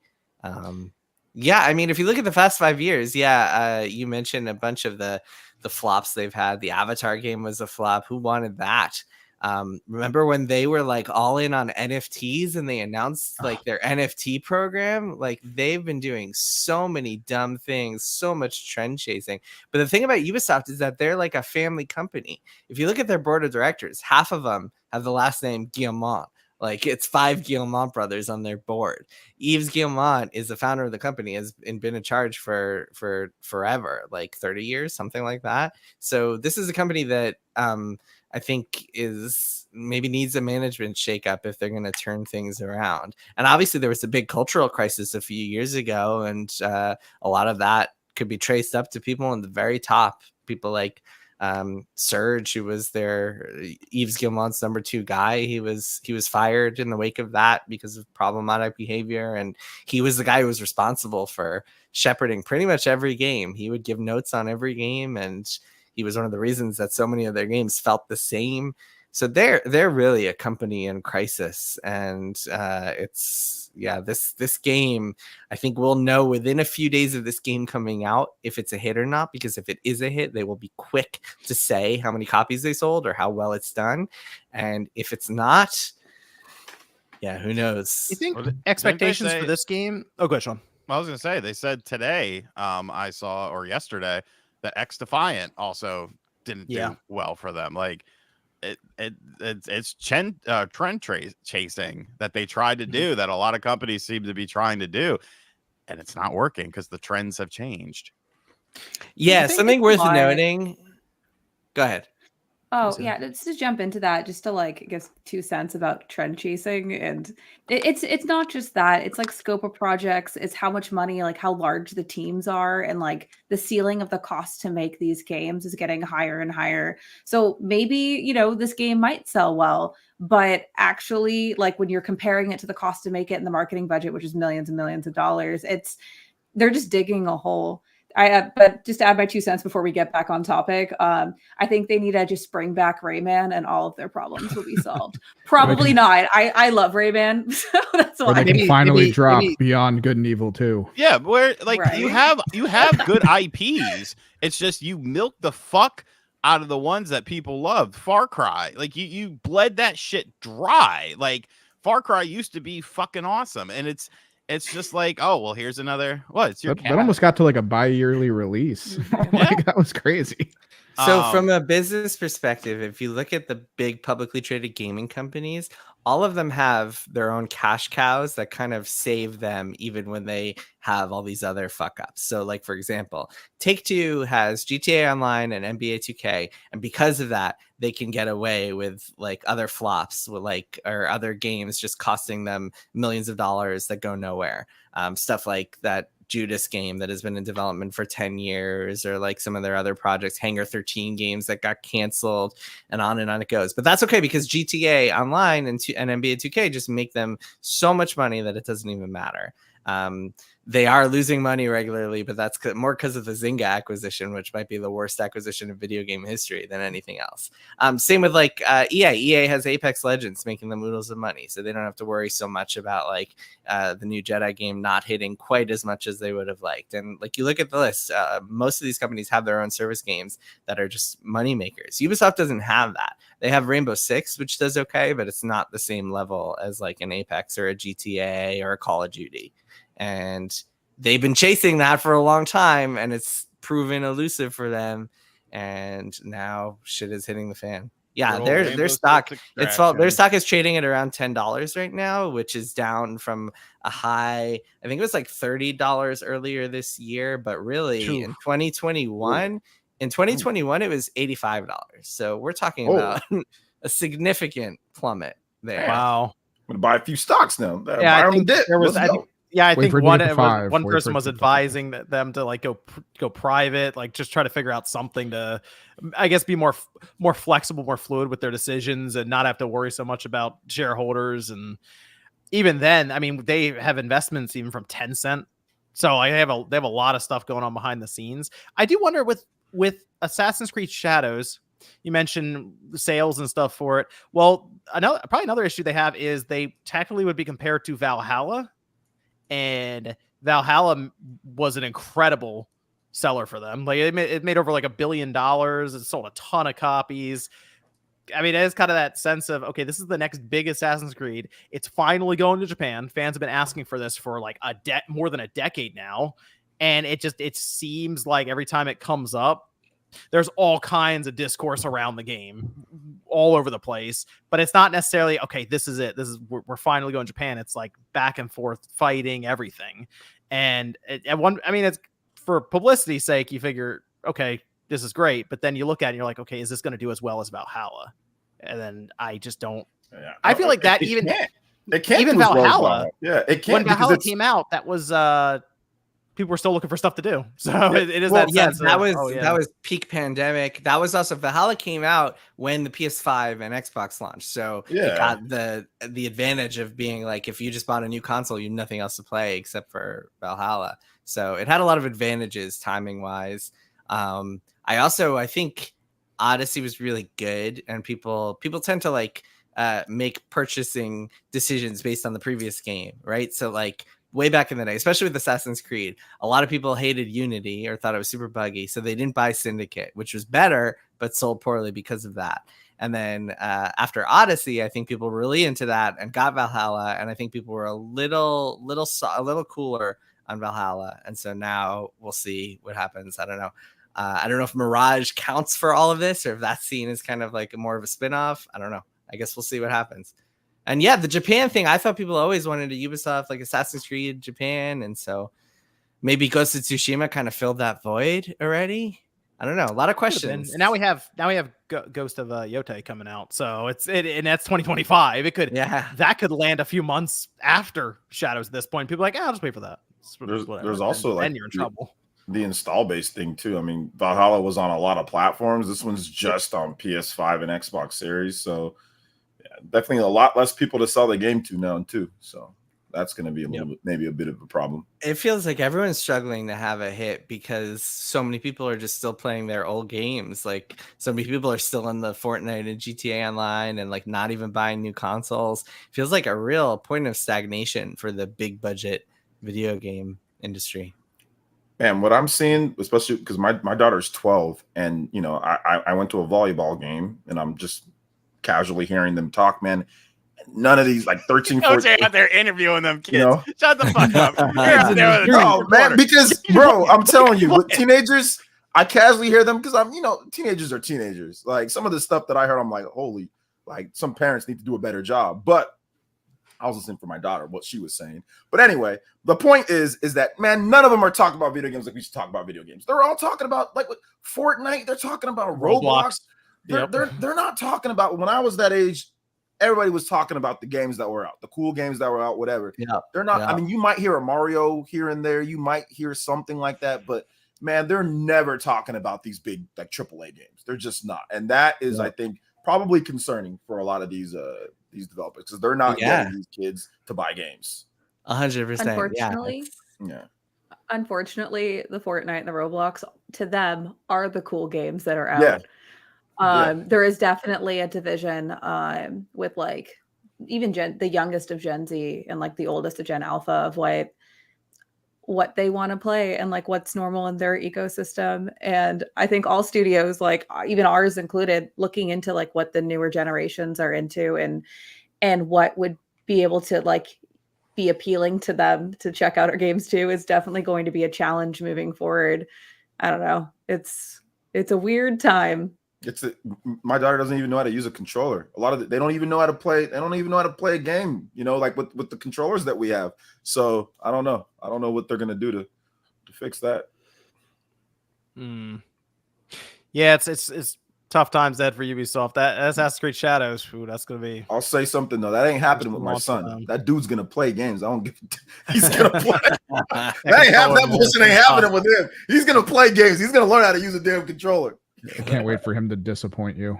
That bullshit. Hasn't disappointed me yet. He's already walking. He was walking 2 months ago. He's not even a year yet. So he's already on track. Everything that what's interesting right now. Do you know what I'm hearing right now is that what the big mascot is currently, the one that the younger kids are excited for right now, running around the house talking about. It's Astrobot. It's not Mario. It's Astrobot. They like Astrobot more than Mario, but not as much as Kirby. Kirby's like the number one. It's interesting because I remember growing up, it was all Mario. Okay. You have a what, 3 kids? So that's what you're basing it on. Your 3 children running around the house. You need to do some OJ shit. Go to a teenage sporting event. And start interviewing these kids. What the fuck are you all playing? I did not interview them. I was overhearing what they were saying. I was overhearing them talk about stuff. Sean's just mad because the restraining order keeps him from talking to kids. He can't go near a school, dude. He's got that monitor. Jesus 40 feet, sir. 40 feet. My cousin's kid, he had a birthday, so I bought him Shredder's Revenge because he's turned 7. He's always playing fucking Minecraft on the Switch Lite, and I'm like, you gotta stop playing that. And my cousin's like, I'm telling him what to do. I say, I'll tell you what to do too. You don't be letting him play that. He don't need to play that. He needs to play a real video game. And then her fiance girlfriend was like, well, I'm gonna play this, and she was trying to play it. I'm like, this is for the boy. You let him play it. He's got to learn. They can play together though, right? With Yeah. How dare you? Yeah, but she was trying to bogart it and like fucking just play it by herself. I was like, no, we ain't doing that. Just want to point out, Mario Kart 8 has sold 62 million copies, which is more than PlayStation 5s have been sold. So I think Mario is still doing a little bit better than Astrobot. I don't think he's that worried. a little bit. Mario Kart's like universal. Yeah, they've all played Mario Kart. All the kids they play that, but I'm just saying, like, usually what they're talking about. Yeah, but Mario is still up there. Like, it's Mario. Yeah, 62 million. Everybody. I mean, Mario Odyssey has has sold 28 million. I'm just saying, Astrobot. I think Astrobot's great. Love Astrobot, but when it comes to taking over as the new mascot, It's not Kirby level yet. no, not quite. Kirby's the Kirby. one. Not quite Shovel Knight level yet. Kirby's sneaky popular, man. Yeah, that's the popular. Kirby's the popular one in the house. Yeah, Kirby's sneaky popular. Like people really know about. Like, even though like you look at the games, like just like merchandise and stuff wise, they do really well. So because Kirby's cute and simple and amazing. Kirby's great. Let's go over Xbox Tokyo Game Show, and we'll finish up with some of the super chats here that were sent in. I did highlight a few. There are some other ones in here too. Of course, people can point out, like Starfield Shattered Space, for example, is actually out on Monday. So I will attempt to check that one. There's a lot of stuff. This is the point in time where there's just games everywhere. And it's trying to keep up. So I really want to check out Shattered Space though, because I like Starfield, but it feels like Shattered Space is them going, okay, you wanted a Skyrim kind of game experience, more focused in. Here it is. It's on one planet, and I want to try to play that. So we'll see. We'll see if I get around to it this week. I think Nate's gonna play it anyway, so I'm checking with him if I need to.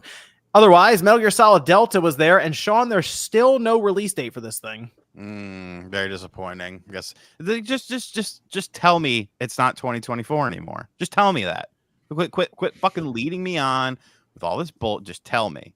Say, hey, you know what, pal? It's not 2024 anymore. Yeah. And as a thank you Are they still bonus, claiming that's out in 2024? Is that they never changed it. Yeah, Sean, you should take your own advice, buddy. There's a lot of women out there that are saying the same thing with you. Just tell me. Stop leading me on. Oh, well, no, I will never stop doing that. But hypocrite. But this is different. This is a release date. Video game, sir. Yeah, this is important shit, not Sacred. relationships. But no, like, and you know what you do as an olive branch for making us wait? You remake the Metal Gear Solid 3 online portion of it, and then you let me spam "Protect Me" over and over again when I play as Rykov. Like, it would work good. Yeah, Sony. Last we heard, Sony was claimed in their PlayStation blog or in a trailer that it was coming this year, and that was kind of last time we heard of it. So they showed it. It looked good again at the Xbox Tokyo Game Show. I think there's another trailer after that, but still just no release date on this thing, which we all assume now is obviously it's 2025. It's almost October, so hopefully first half of next year, because the game looks awesome. It's really good. I did highlight Threads of Time, OJ, because you mentioned that one. Oh, cool. That was shown on the Xbox show. Retro inspired art style. It looks almost HD 2D like. Yeah, it's like HD 2D. It's got like pixel art. It's got Unreal Engine 5. Looks graphically awesome. They're going to the future. They're going back. They've got like Robo, but like a person inside of Robo, like commanding the robot. So it's like a whatever. But anyway, yeah, it's cool. It's really cool. I think it's going to be a good game. I think it's going to be solid. Looks dope. We love Katamari, Royal Reverie. That went out to Game Pass right away. And then we had Trials of Mana, Legend of Mana, both also in Game Pass. So we got some Game Pass drops, and they're pretty good. I mean, I like Trials of Mana quite a bit, so I fully recommend that one at least. That was a great game. All the Xbox guys on Twitter were going crazy for those announcements for Trials of Mana. Did you guys see that? Yeah. No, I'm joking. They were not. Oh, I saw it. My feed. I was going crazy about it, and No, like you're not an Xbox guy. My feed, I have an Xbox now. I'm an Xbox guy. No, you're not an I don't Xbox know. guy. You're a I think Shovel I'm an Knight Xbox guy person. now. You're a Shovel I'm Knighter. also a Shovel Knight person. Well, I was excited about it. My feed has been very excited about the Trials of Mana, so I'm sorry, guys. I don't know. I There's jumped a the gun crossover there. with that feed. with You're dating not sims. officially an Xbox guy unless you used to have like that Scorpio logo logo in your Twitter handle, Oh, then that's the darn. only. Those are the real. Let me Xbox retroactively, guys. Okay, well, just kidding then. But I saw people very excited about it, and since that wasn't the Xbox showcase, okay, guys, I'm sorry. Pixel But yeah, I'm remaster. excited Well, about it. Celia, you're not an Xbox guy unless you harass people on the internet. So like, don't worry. You don't Okay, wanna I'll be get on to that. work right now. Your Okay, slurs per mean minute tweets have to to be OJ, way up. whipping him up. There was Pixel remaster there, and I did see excitement for that. I did see excitement for the Pixel. That was the remaster. big last announcement. Final Fantasy the Pixel Xbox. Remaster Collection. It's out now. People can go pick them up. And classic Final Fantasy games available on the Xbox. People were very annoyed that they weren't there when it was announced for the PlayStation and the Switch. Now it's out. It's basically But out it's on not everything. on Game Pass. That's the one thing that I saw. A lot of Oh, people like, okay. it's not on Game No. Pass. You can get greatness with Final Fantasy 6 for less than the McDonald's new dollar menu. So there you go. Yeah, what's with that? It's not even $1. Do you That guys guy's think? fucking- I'm just curious. Do you guys think there are a lot of people out there who are like, "Man, I wish I could play Final Fantasy VI, but I'm not. I'm waiting for it to come to my Xbox. Like, wish there was some way I could play Final Fantasy VI, but just can't do it until I get this on my Series X. I need to play it on the most powerful console on the market. Otherwise, I don't know how I'm going to play Final Fantasy VI. Like, do you think there's a big market out Probably- there? People who are who've been waiting for Probably this? just one guy, but that one guy's been telling everyone, and they're all Jason, sick they're and gonna come tired for of you, it. bro. They don't like me when I say this type of stuff. OJ, do you know how many times they've come for me? Do you Yeah, know, that's like, true. What the hell am I know What that. you guys ever see The Wire? Like, you come for the king, best not miss, and every time they miss. Yeah, I mean, there's probably some. I know that there's some people that were maybe waiting for this, but yeah, I don't think there's a lot. But I mean, it's a good option. I mean, if you like Xbox, Quick Resume is a great feature. So I mean, if you have Quick Resume with the Final Fantasy games, that's actually really dope, right? Like to be able to do that. So I will say that there is some pretty good functionality of it coming to Xbox. Yeah, I mean, I already got them. I think most people that wanted it, kind of bought it already at this point. Yeah. But it's still, I mean, Phil has to do something because people always. I'm a little surprised if you buy them, they show up. Even if you have like the collection, it shows up like individually on your dashboard. I'm surprised they didn't pick one and just throw it in the Game Pass, even if it's like a Final Fantasy 5 or like that makes it confusing, 2 or such. Just throw it in there. That would be people would just complain. Why not all of them, right? Well, I'm saying that because they did it with the Grand Theft Auto collection, the trilogy. They picked Sony picked one and Microsoft picked one, and they both threw them into their subscription services. I didn't know. Yeah, I think Sony got. Did they get 3? One of them got 3, and one of them got San Andreas, I believe. And they threw them into PlayStation Plus, and the other one threw it into Game Pass. So I'm a little surprised they didn't just pick one. Obviously, they're trying to form this relationship with Square Enix. Just go, we're going to throw one in there just to see if people on Game Pass will check it out. But that could happen in the future. I mean, it's right there, so maybe they want to see how it sells first. Jumping in. Okay, so I checked my Twitter, and yeah, I found 8 tweets that are all my mutuals. So I think I'm in an echo chamber. Okay. Is this about trials? You're talking about trials? Yeah. I'm still back there, guys. I tuned out. Anyways, the thing about all these games, especially the old Final Fantasies, is that like they're so much better on handheld because a lot of these games, they're old school. There's a lot of grinding, a lot of random encounters. You kind of want to play them while you're doing something else. I like to play those games like while I'm watching TV or watching football or something, and that's where JRPGs are perfect. Is like while you're watching something, and so Steam Deck / Switch, that's the way to go, I think. Yeah. Or hey, maybe Microsoft gets a handheld out finally, and there you go. Then you're in business one day. Yeah, but that was Xbox at Tokyo Game Show. Oh, what's up, Jason? Xbox handheld? I don't know. I'm just saying, like, Xbox is such a mess right now that, like, who knows what I feel like, their plan is changing every single year. So, like, right now they're talking about teasing handheld over and over again, but like, who knows? They were also like a year ago, they were saying Indiana Jones is never coming to PlayStation. So, like, well, they did change say their that. minds they change their minds every month, and they're just a disaster over there. They have no plan whatsoever. It's really sad. Do you want to go to that was Xbox's Tokyo Game Show, and for what I expect them at Tokyo Game Show, I thought it was pretty good for them. I don't really expect much, honestly. I was a little surprised they were even there because for the longest time they were leading up to it and they hadn't made any announcement. and just like, oh, we're going to People- stream something. And they showed like 20 something games. So People hey. were upset that there was no, because like some people were hyping up like Final Fantasy 16 or 7 remake or something. Some people were 16 upset. will happen eventually. Yeah, it'll happen, Xbox but- at some point. 7 remake though, I would put remake and Rebirth and whatever the next one is. I'd put that on hold. Well, I think that's going to be a minute for those. People weren't paying attention to what Jess said. Jess says that he heard that there's something Final Fantasy there, and then he talked about Pixel, he talked about 16, he talked about remake maybe, but he didn't say that all of them were going to be there. He just said he heard that there was at least something there. So that, of course, people didn't, they took it as it's going to be there. Some people did, so that's why there was some disappointment over it. But no, I thought it was an okay show. I mean, I didn't watch it or nothing. I mean, I'm not gonna stream it or watch it, but the announcements were okay for like what it is. You don't expect much, So let me go through some of the super chats here as we finish up. T. Joe says, I got the 30th anniversary DualSense. How'd you all make out? Also, what's up, Jason? Been a fan of your work. Thank you. I got the controller. About That was pretty much it. Technodrome. There you go. I did get the DualSense. Which, I hey, you know what? I'll do an unboxing for it. I found out Frank's hot seasoning. I got two of those. They always sell out where I'm at, but I got 2 of them in the mail. I'm very happy about that. Frank's seasoning. It's very good. I'm not gonna drop that kind of money on the 30th anniversary, but I did spend $300 on a Lego Deku Tree. So I guess that's a little embarrassing. That's my embarrassing confession for the evening. Yeah, mine wasn't $300. The Frank seasoning is $4 each. Yeah, you're spent about a cool $10 on that. Yeah. Well, see, this is why you can afford your property taxes. That- The rest of us. Well, that's why I'm pivoting a little bit. I'm gonna become a Twitter grifter, and I'm gonna start tweeting about how Ghost of Tsushima 2 should have had a dude in charge. Like, what the hell? And then I will be able to afford like all the Legos I want to buy. Yeah, man. Yeah, you gotta do it. You gotta do what you gotta do. Then I'll be able to afford all the Frank seasoning I want.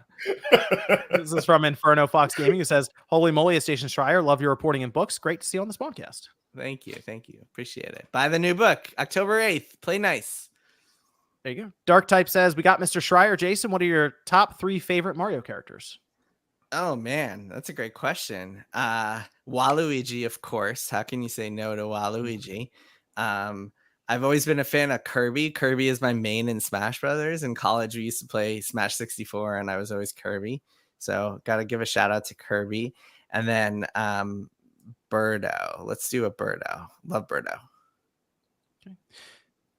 Mr. Joby says, sad to see the end of the live Spawncast. Well, someday it might come back, but for now we're going to go pre-record it and see what we can come up with there. The African Triforce says, it might seem like we are just going the opposite direction for the sake of going in the opposite direction, but it really is trying to find what makes Nintendo special. That's Shigeru Miyamoto. That one, here we go. This Sicilian Gamer says, it's true that Spawncast will no longer be live due to the unreliability of Player Essence McDonald's Wi-Fi that he uses. I do not have McDonald's Wi-Fi. It's Wendy's Wi-Fi, damn it. I use very high quality Wi-Fi, or not even Wi-Fi. I got a Netgear Nighthawk. I got the best, plan, overall. So I don't know what he's talking about. Mac Mega says, will RGT ever collab with DSP on a stream? Can totally see them both getting hyped for sweaty JPEG Hogan pulls on WWE champions, brother. No, I don't play no WWE champion. Let's set that up. Let's have a round table. Me, you, and DSP, bro. I'm gonna do it. Where? On your channel? Of course. No, fuck that. I get a cut of the fucking super chats. Okay, I don't have a problem. Let's do it. Right. Loom Doom asked Jason, do you have any insight on Concord's budget? No, but I would always be skeptical of someone who says that they heard something from a single person, a single source, especially something that is that would be limited information that not everybody on a dev team would know. I would also be skeptical if you hear numbers that simply sound absurd. That's what I'll say about that one. But no, I don't have any insight that I can share. Nintendork says, buy my product wave or shilling wave. Am I right? Fransby, who really might be Todd Howard at this point, gifted 50 Spawn Wave memberships earlier in the show. So if you got a membership from Fransby, Yo, Drop some emojis in the chat for that. That's it. It really might be Todd Howard. might be, That's the man. only logical explanation I can come up with at this point. So shout out Fransby to out here, bro. Shout out to Fransby. Fransby, dude. Shout out to Fransby.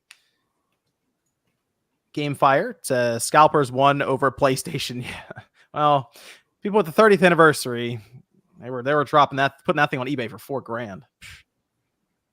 Super Christian Me World says OJ's shameless plug is Metaphor ReFantazio giveaway. I am doing a giveaway for the collector's edition on the PlayStation 5. It's a really nice collector's edition. So yeah, if you want to have a chance at winning that, subscribe to Player Essence on YouTube, and yeah, we'll be having a nice giveaway for it. Key says, yo, OJ, if you had one shot, one opportunity to seize everything you ever wanted, one moment, would you capture to let it slip? Mom spaghetti, man. There it is. I'm bobbing on the sweater already. Let's go. TJ says, so are the Zelda performance problems only when docked, or do they persist in handheld too? No, they're I'm definitely handheld, getting though. some chugging in handheld. Yeah. Sean says, happy last live show. Go Broncos. I didn't say Nah, that. dude. Jets are gonna destroy the Broncos tomorrow. Sorry, Sean. Snoopy says, sad to see the end of the live Spawncast. Thanks for all the memories and for keeping me sane through the lockdowns. Can't believe it's been 4 years since then. Oh yeah, it's hard to believe it's been 4 years.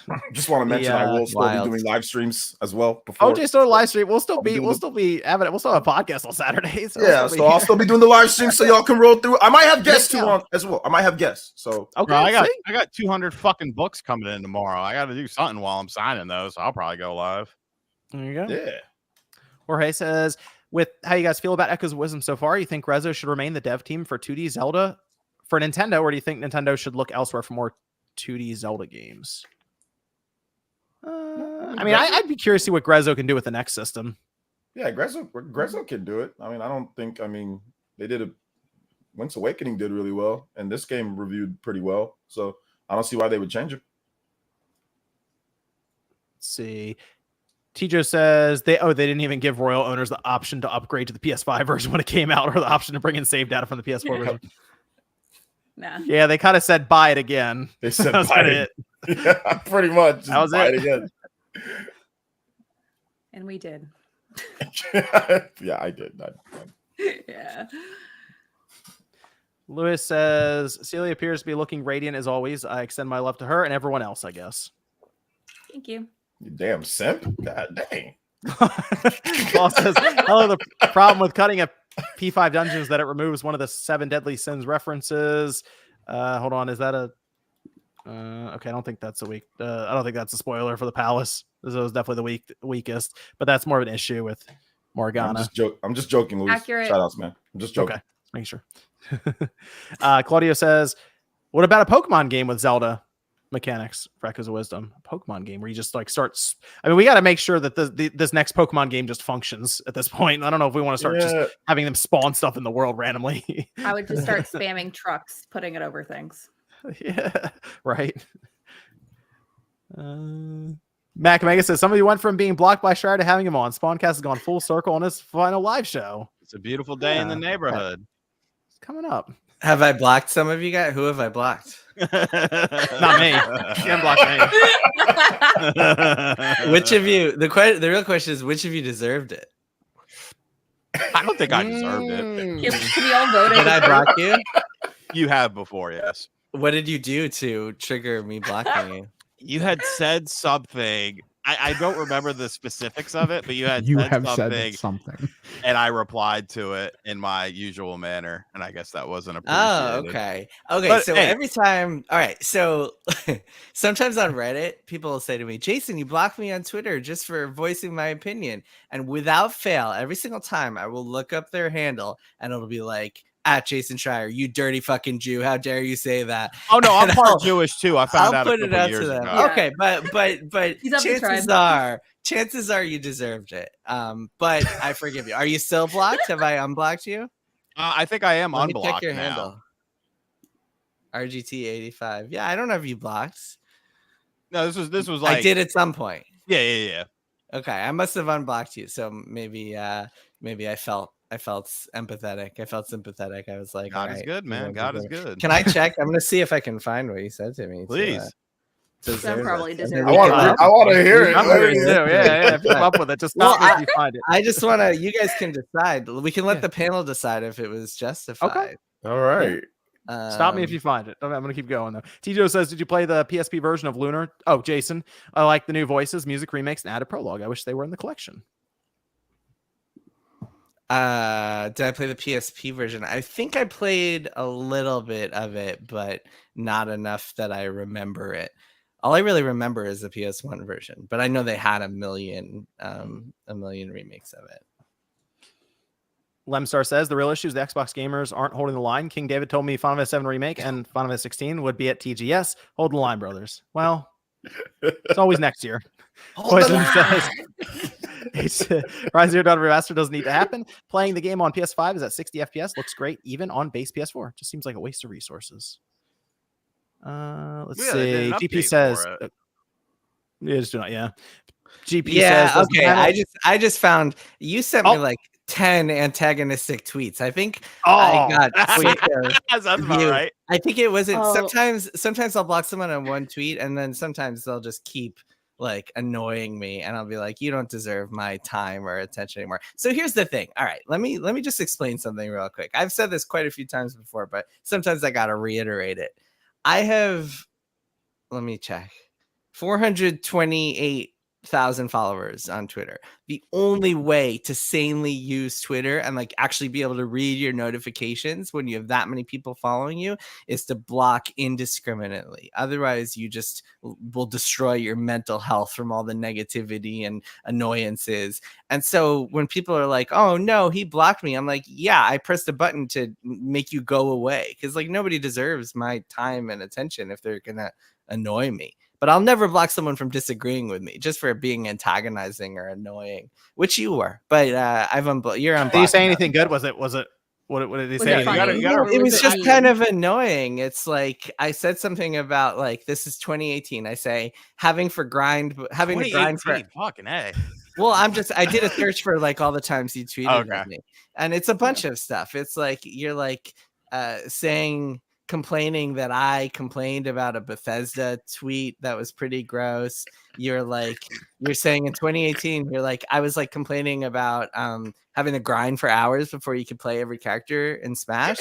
And you were like, right? Like, I wish I could buy all the characters with real money. Screw having to play the game and unlock stuff. Please stop. I mean, that is kind of facts, though. I'd rather play the game than have to spend money, but of course. Well, you shouldn't have to like play the game for 30 hours to play your favorite character. You should be able to unlock them all right away if you want to. You can get to know your favorite character. But the point is just constant antagonizing. You're gonna get blocked, man. You're gonna get blocked. It's just like, you know, that expression like living rent free in your head. Like nobody gets to live rent free in my head by like tweeting at me constantly. I'll just get them out of my head by blocking them and never thinking about them again. So it's the only way to live sanely on the internet. I mean, when if Sean gets more and more vicious, that means he likes you more. That's the thing I've learned. That's fine. I mean, I don't know you, Sean, so I didn't know that. If someone is my friend and they're talking shit on Twitter, I'm all for that. Greg Miller and I like we'll talk shit sometimes. Like people I know, that's totally fine. But yeah, I mean, it's like if you're a public figure, if you like hit a certain threshold of followers and stuff, you essentially either just don't read your notifications at all, which a lot of people do when they hit like a certain level, or you like clean them and keep the fucking garbage out, which is what I do. And people don't like that because they feel like they have the right to just tweet annoying shit at me all day, which they absolutely do not. Sean's been trying everything possible to get Jeff Keighley to block him, and all that's happened is he's become more and more of his friend. So yeah, that dude loves me. I don't know why. It's very weird. But yeah, do you want me to talk shit about you to Jeff? I don't. We can I make don't this think happen. It would matter. We can make this happen because you do a podcast with me. So how valid would it really be? I mean, I don't know. Probably say real. Gotcha. This is from GP says, does the panel like and admire the game Qbert? I played Qbert back in the day, and I thought I liked it. Qbert's fucking stupid. I'm gonna say Qbert's cool. I used to go to a lot of retro shows, and I think the guy that created it was a guest there. And I randomly met his grandson. Like, it was super random. Oh, Quinn Bart. The Neo SJWs on X don't want women protagonists. Thanks, Quinn Bart. The Neo SJ, isn't it the opposite? No, that's 100% sarcasm. But you know how the internet works, where you can't determine sarcasm from text, and people don't realize that before they type. Confusing thing. Reese says Banjo-Tooie is my favorite game all time. Played with my dad. Astrobot is such a breath of fresh air. Loving all the detail. Love you all, even RGT. Banjo-Tooie is so good.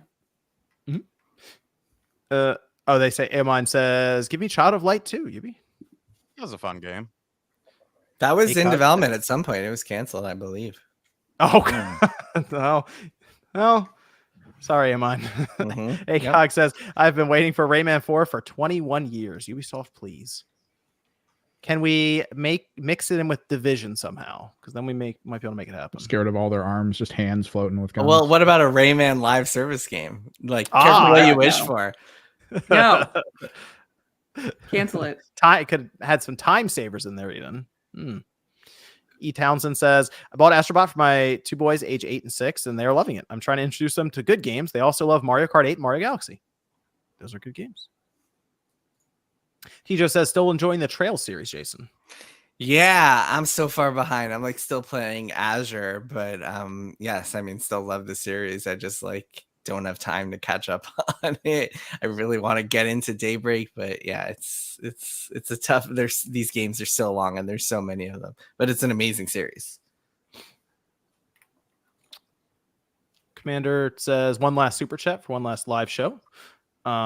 Look out, it's Jack. Says, been watching the cast live every weekend since 2021. Going to miss live shows, but I'm looking forward to the future. The Vampire says, we all know Sean is the one on McDonald's Wi-Fi, not OJ. Hi, Celia. Hope you're doing well. H. Redbeard says, thanks for all the live fun Saturday nights. Go Packers, Brewers, and Bucks. Minato Mari says, thanks for the awesome live stream Spawncast. We'll still enjoy the podcast, even though it'll be pre-recorded in the future. Cheers. Medusa says, Viva Labo Virtual Boy. This is from Jonathan S. Says, huge appreciation for having an honest discussion on stream. This is awesome. Oh, I assume that was about Jason's blocking. Now I'm looking at that as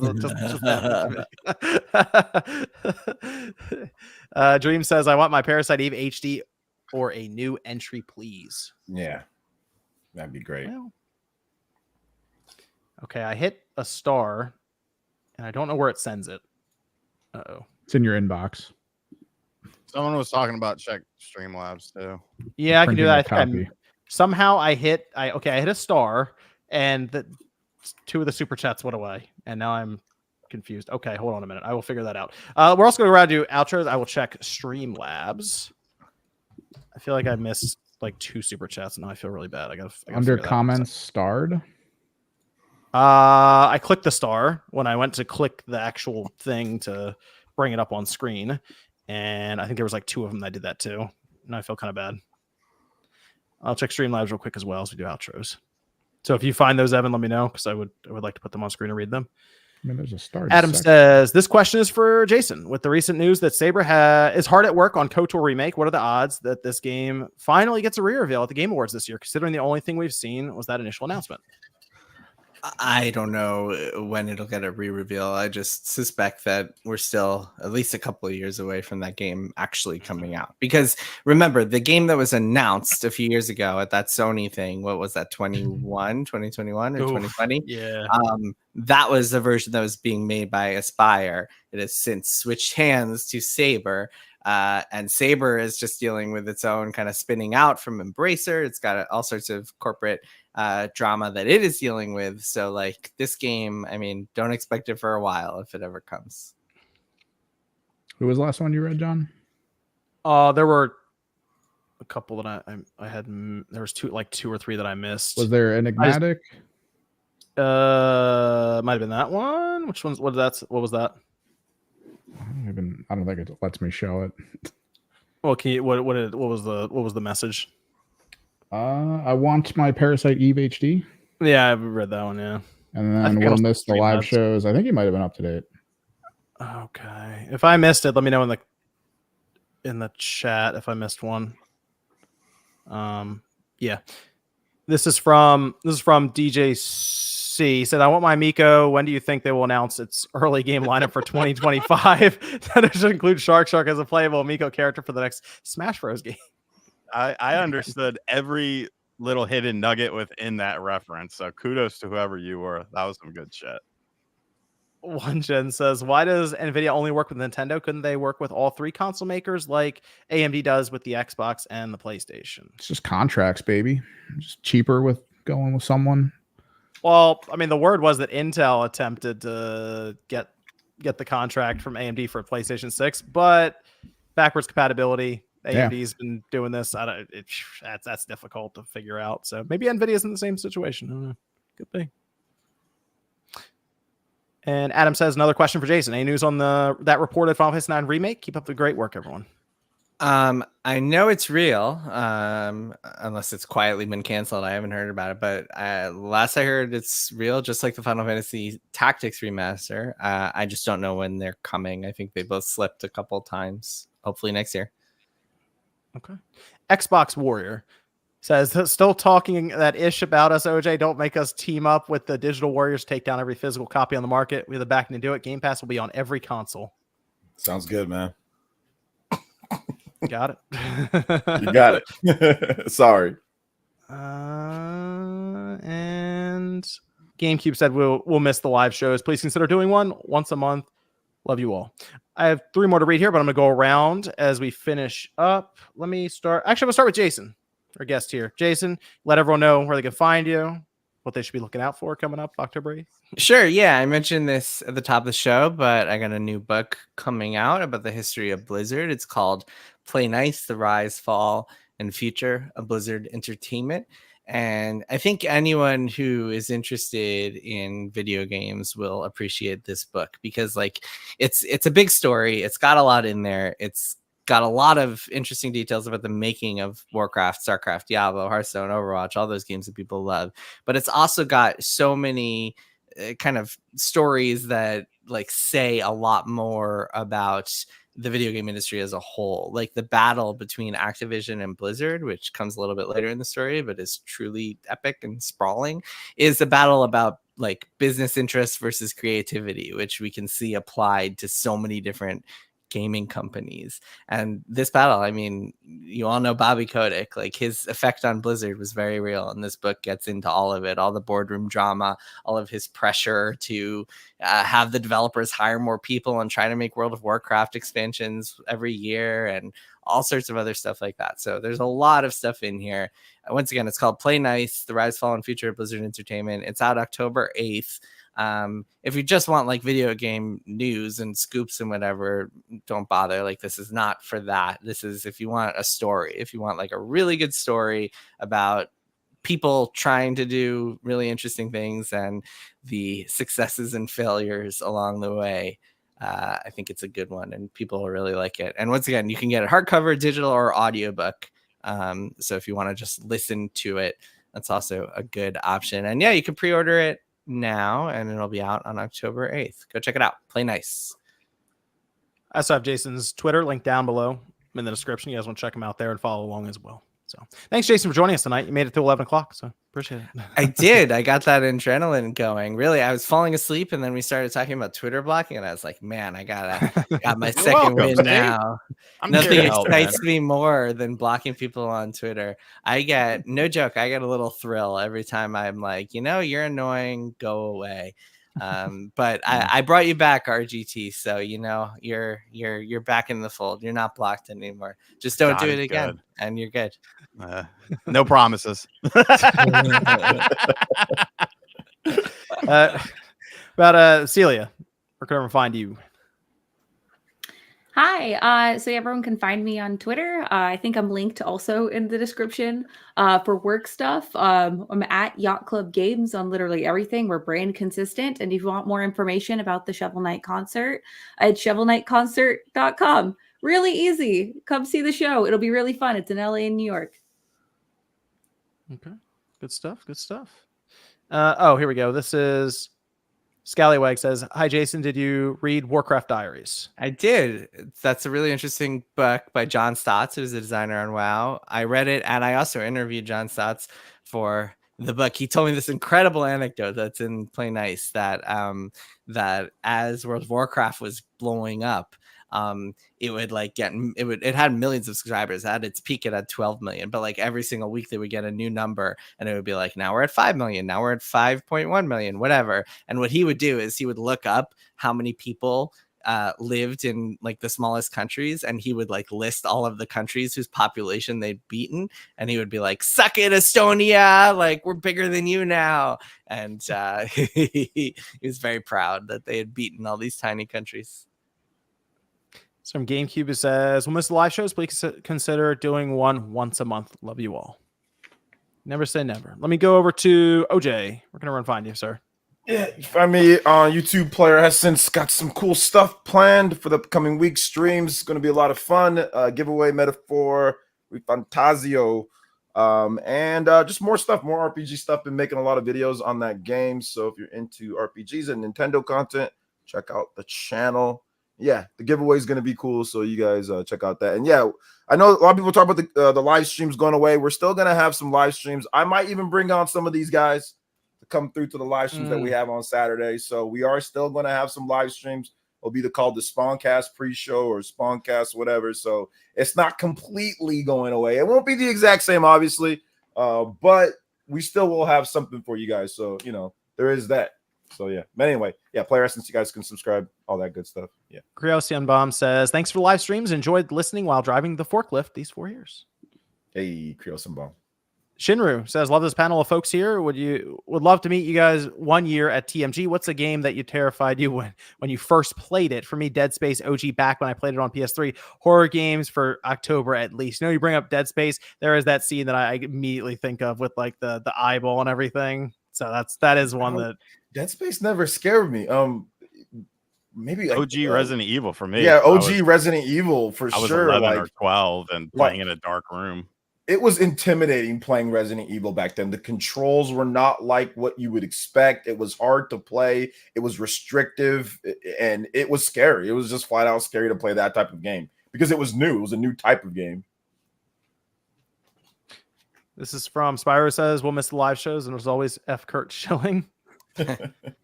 Mattia says, "Thanks for all the lives. Keep the podcast going." Oh, here. Okay, I think this is the one, Evan. Claw117 said, "Thanks for the live shows. Hope the pre-recorded ones will still be good. Also, you missed my second super chat. Good to hear." And then he'll say, "Good to hear your insight, Jason." Thank you. So I don't know if you saw Claw anywhere on there, Evan, down the list. Gotta stop deleting our comments, man. It makes it hard. I hit the star. You feel like you hit the star and good things happen. I hit the star and like it disappeared. So, okay. Thanks, Claw. Sorry. We'll figure that out, Claw. Callan Shaw says, "Thanks for the show, everyone. It was a good one." Thank you, Callan Shaw. And Jorge says, "Question for everyone. Do you think that Concorde's failure influenced the PS5 Pro being $700 and even the controllers going up out of nowhere?" No. No, that's not how that works. I don't believe so. People are linking that together just because like it's around the same time. Nah, I think it was planned out a minute ago. No. If Sony runs their business like that, they're in trouble. Like if you are that reactive, you are in big trouble and you won't last very long in this business if you do stuff like that. I will say, no, finish your thoughts, Celia, and then I'll jump in. Oh, no, hardware development schedules in software, though, like in software, though there is like some conjunction of when things release, timing, price, and all that stuff. I don't think it would factor into one single live service game. That just doesn't make sense. It's just unfortunate that it was like, you know, like it's over, and then Astrobot came out, it's back, and then when it came out, it was over again. I don't know. The over, it's back Like, name. That was good. Yeah, like it's unfortunate that like we had this. God, it was playing my feelings, man. But yeah. Anyways, back to you, Jason. Well, so I will say, so the answer to this question is no, absolutely not. But I will say that I have heard stories about prices for hardware being decided up until the very last minute, like still not being decided and just kind of like being finalized at the last possible minute. So that sort of thing does happen, especially when we're talking about like a console that is a couple months away from like when the price is announced. They can really make that decision last minute. They did that with the They did that with the PS4. Remember? Yes, that's Like, what I was thinking. But that was based off of like Microsoft's epic flub, right? So there was like a reason. There was like a good reason for that. Yeah, and I think they're usually in these scenarios, they'll have a few different permutations that they can go with, and they can decide until pretty close to the announcement what they're going to go with. And again, because the announcement, it's not like the PS4 announcement was months before. They announced the price months before it actually hit store shelves. In this case, the PS5 Pro announcement was months before it actually hit store shelves. So these announcements, you have a little more flexibility than you do closer to it actually hitting stores. Sean, where can everyone find you? Find me on RGT85 or RGT85's stash. I'll probably be live on there tomorrow. I found it. Corey McIntyre said after show. That was one of the ones I clicked off. Oh, I got you, Corey. I found it. I'll stream tomorrow though, because I'm waiting on the rest of the books to come in. You can also pick up the book now on Amazon. Hey John, you should type a link in the chat and say, "Hey people, buy it." Oh, I found look. Paul as well. Okay. Thank you. You're fucking interrupting me. Oh, look, John said, "Hey, people, buy it" in the chat, so everyone should do that. Yeah, number one new. I'm not done. Number one new release wrestling. Let's keep that shit going. It's been like that for like 2 weeks now. Let's keep it going for another 2 weeks. Now I'm done. Qual says that everyone on x86 now, isn't it cheap to port across platforms? I think porting to Xbox would be profitable even with fewer sales. And yes, I'm one of those nuts who plays JRPGs on Xbox. Oh, I think MVG I remember MVG talked about this at one point with lot checks and all kinds of extra things they have to do for any one platform. So I think there is more cost than people think just from the way these different companies run their different digital storefronts. And it's going to be based on where you are, right, and where you're going to sell to, So I mean, if your main audience is like in Japan, it doesn't really make much sense to port certain games, there. So okay, I got everyone. And the last question was Echoes of J2. Question for the panel: X button or cross button? X button for PlayStation. X. I call it cross mostly because I like being right. It's not a cross. It's not a cross. It's an X. Bring up Astrobot and ask him. It's not a cross. It's an X. I don't care what Astrobot says. He ain't been around long enough. Sean Callenshaw asked if you reserved your Quest 3S with Batman. Yes, I did. Callenshaw, that means we do have Batman VR on the docket then. Sean will talk about it at some point. We got you covered. Looking forward to that. We got you, Callenshaw. We got it. Sean did make the move and he pre-ordered it. So MVG did too. There we go. Okay. Good stuff. All right. I think that's everything. Got everything there. Good on Streamlabs. Yep. All right, cool. And then Evan, where can I find you, sir? I can find me on YouTube, Twitter, places all over. Kimmerix Project. If you're into tabletop games, strategy, hobby, tactics, stuff like that. In a week, they're dropping the new rules for Kill Team, which is one of the systems I really like. So I'm trying to put together an hour-long video going over that, thanks to the leaks. So Evan is making the push for 10,000 subscribers right now. That the road to 10,000 is on. Yep. Okay. He's got it going. Check him out. Everyone's linked down below in the description. Thanks everyone for joining us tonight. We will be back next Saturday, just during the afternoon, pre-recorded episode. So we are still weekly, and we will catch you guys then.